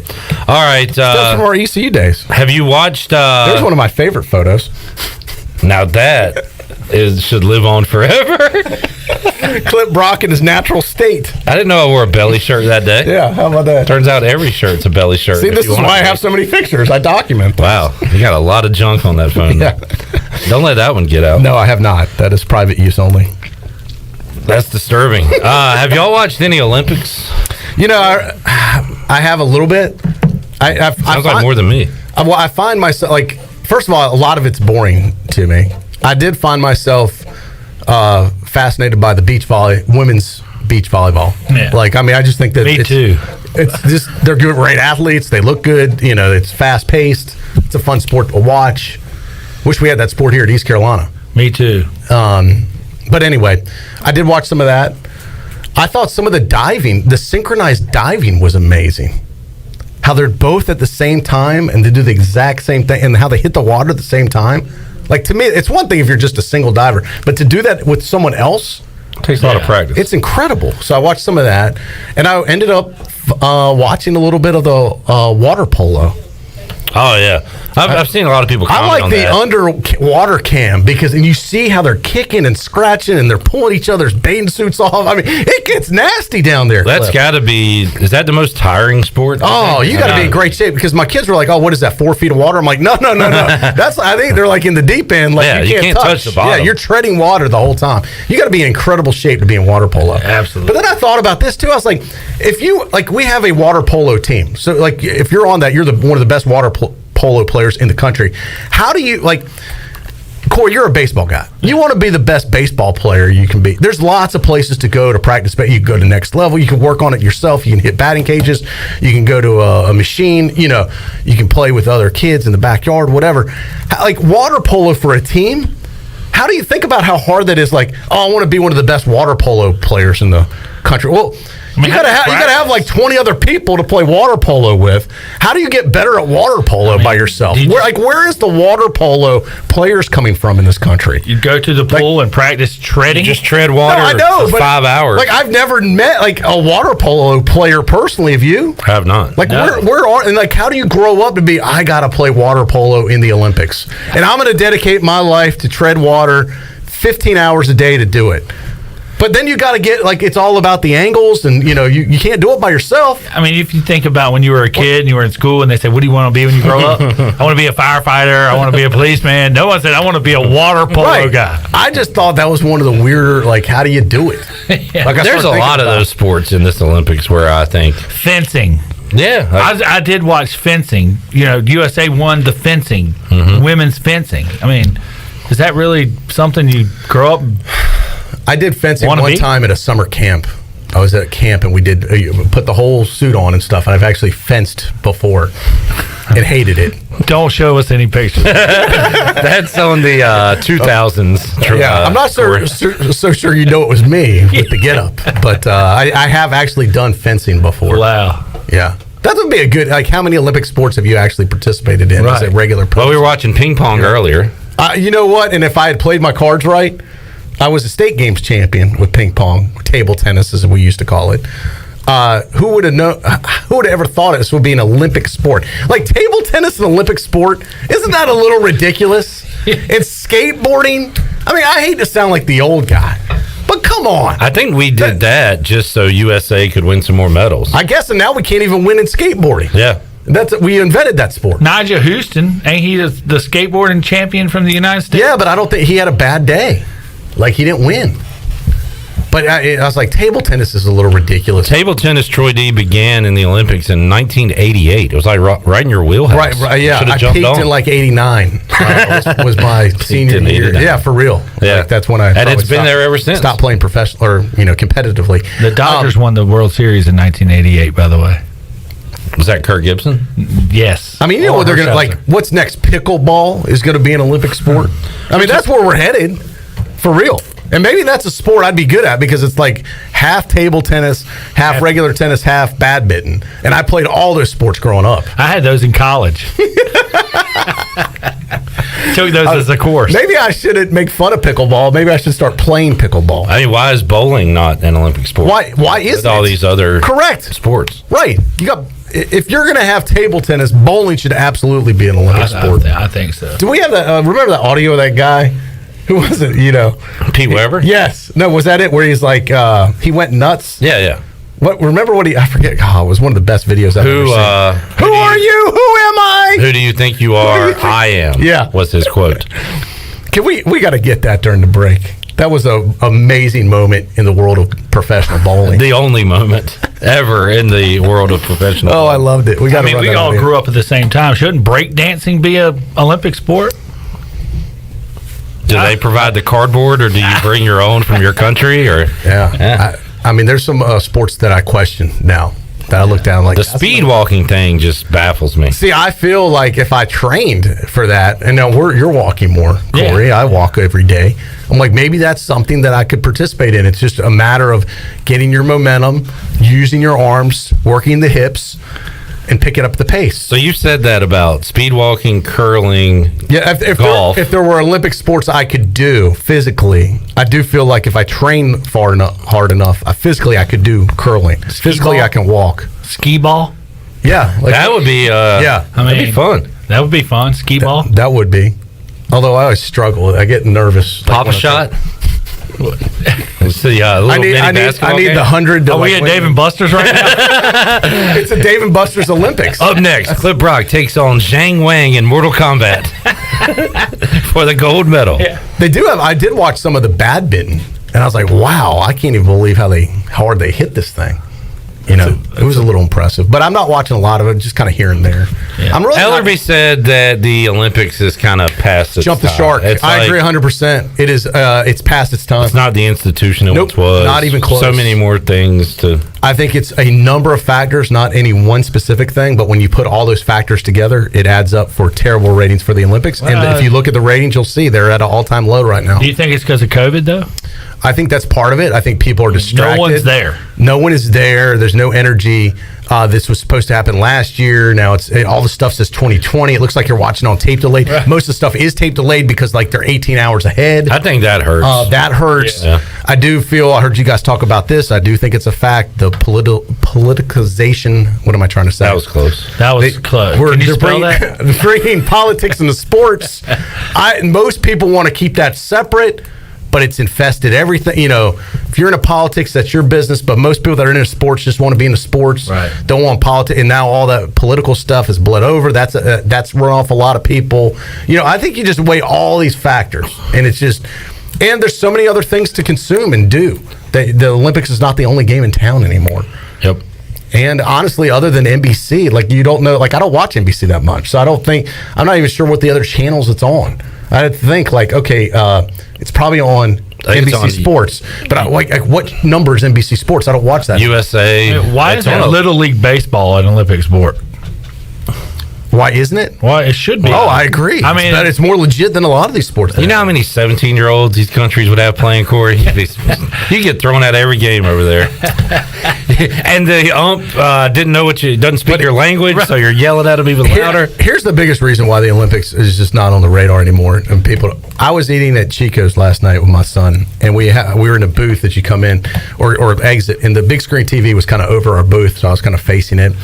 And every time, college students would walk by, like a group, they would be leaving the restaurant, and they'd look up, and they had the Olympics on the big screen, and almost every time the Olympics started, the Olympics are on. Like, all these college students had no idea. It's just not on their radar.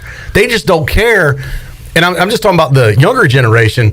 This isn't something they're into. I remember being in college, it was kind of a big deal to watch the Winter or Summer Olympics. I don't think college students give a damn about the Olympics. If they made it a drinking game, they might. And maybe that's what this Olympics is missing. Beer pong. There you go. Now we're talking. Ring toss. Yeah. All right, Shirley, let's get our last break in. We'll come back. We'll wrap it up with Cory Scott here on a Monday edition of Pirate Radio Live. More to go after this.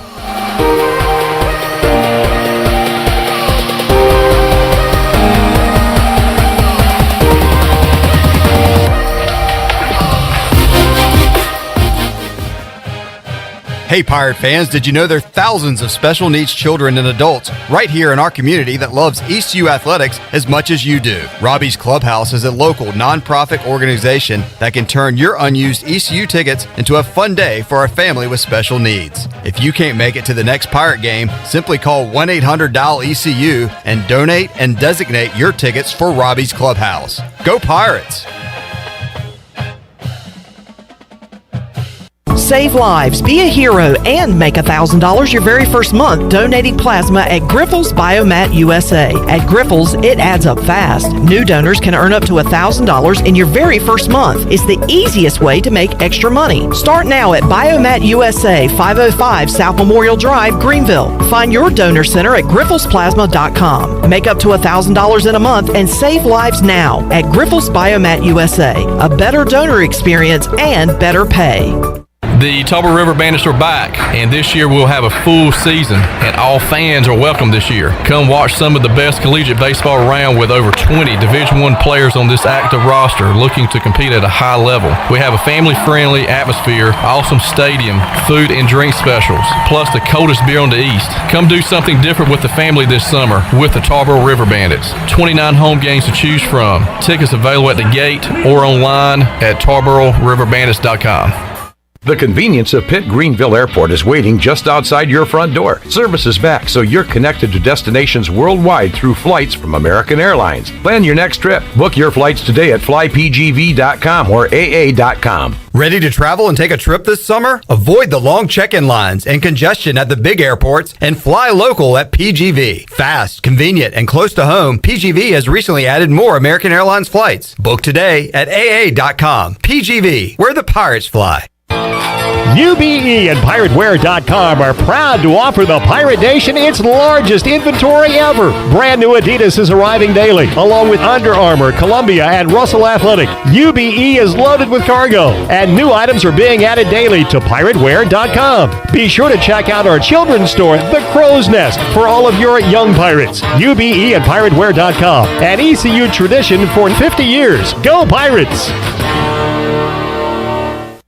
Do you find yourself hungry, but looking for some new and different options? Then the Bodega Market Cafe in Uptown Greenville is for you.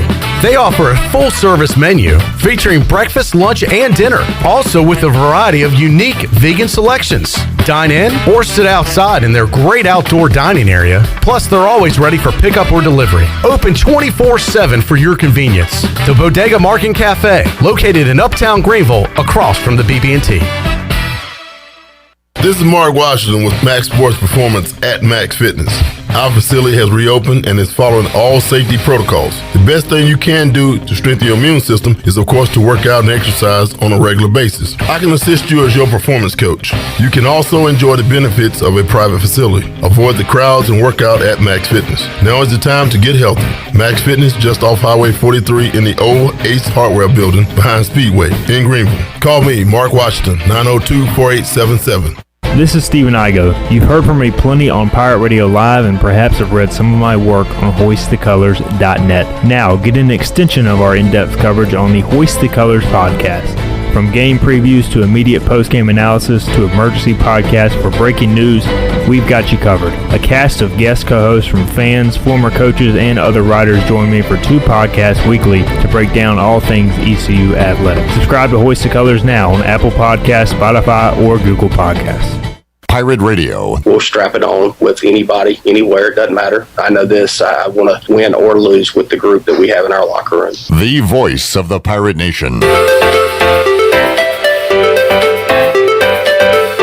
You're listening to Hour 3 of Pirate Radio Live. This hour of PRL is brought to you by Bud Light, reminding Pirate fans to stay in the game and drink responsibly. Bud Light, the official beer of the ECU Pirates, and proudly distributed by Carolina Eagle Distributing since 1989. Now, back to the show. Welcome back to the show. It was a good day for the stock market. The Dow was up 82 points and closed at 35,144. NASDAQ was ahead 14 at 15,125, and the S&P was up 10 at 4,422. That's your Wells Fargo Advisors financial report. For a personal look into investing, call Wells Fargo Advisors today at 756-6900 in Greenville. Wells Fargo Advisors, LLC, member SIPC. Now let's head back into the show. Here's Cliff Barat. All right, wrapping up a Monday edition of Pirate Radio Live. Troy D, Cory Scott here today. And Cory, good luck to your guys. Thank you so much, guys, for having me on. As Troy said, we'll let everybody know when the games are, what channel they're on, and maybe do some live check-ins with you down in Georgia via phone. Yeah. If you're available. Awesome. So you guys, the Greenville Little League All-Stars, will be playing Game 1 of the Southeast Regional coming up next Friday, August the 6th. Good luck. Thank you. Don't come back without a championship. We'll try not to. Or a second I don't place. like to. Yeah, I don't like to. yeah, runner-up works too this time. Runner-up is a championship in many ways. Yeah, it is. And then we'll have you back talking about headed to Williamsport. Little League World Series. 3 wins away in a row. Just got to win your first 3. 3 in a row. And you punch your ticket to Williamsport. Yeah, here we come. Troy, we will talk to you again on Thursday. Did you know that Thursday, July 29th, is the last Thursday in 2021 with no football games? No, I did not actually. Next Thursday, Hall of Fame game, Cowboys-Steelers. And then there's preseason. Wow. On into college. I had not thought about that clip. And 3,165 more pictures from Troy. It's a lot of pictures coming up this football I season. haven't even hit 60,000. Calm down, guys. Can we celebrate that somehow? Can we throw a party or something? Well, and the problem is I should delete some. Like I'll be at a game with my son. You got to take like 50 to get 2 good ones. Yeah. But then I'll never go back and delete the 48. Yeah. That's part of the problem. It is a problem. Yeah. Cory, enjoyed it, man. Thanks, guys. Appreciate it. Good luck, brother. Thanks, man. Troy D will talk to Touchdown Tony Collins. Yeah, we'll have on a fun show. Thursday at 5. Look forward to it. He might have another guarantee for us. We'll see. All right, Chandler, Shirley, we'll see you Tuesday, 3 o'clock for an all-new edition of Pirate Radio Live. So long, everybody. Thanks for listening to Pirate Radio Live, an exclusive presentation of The Voice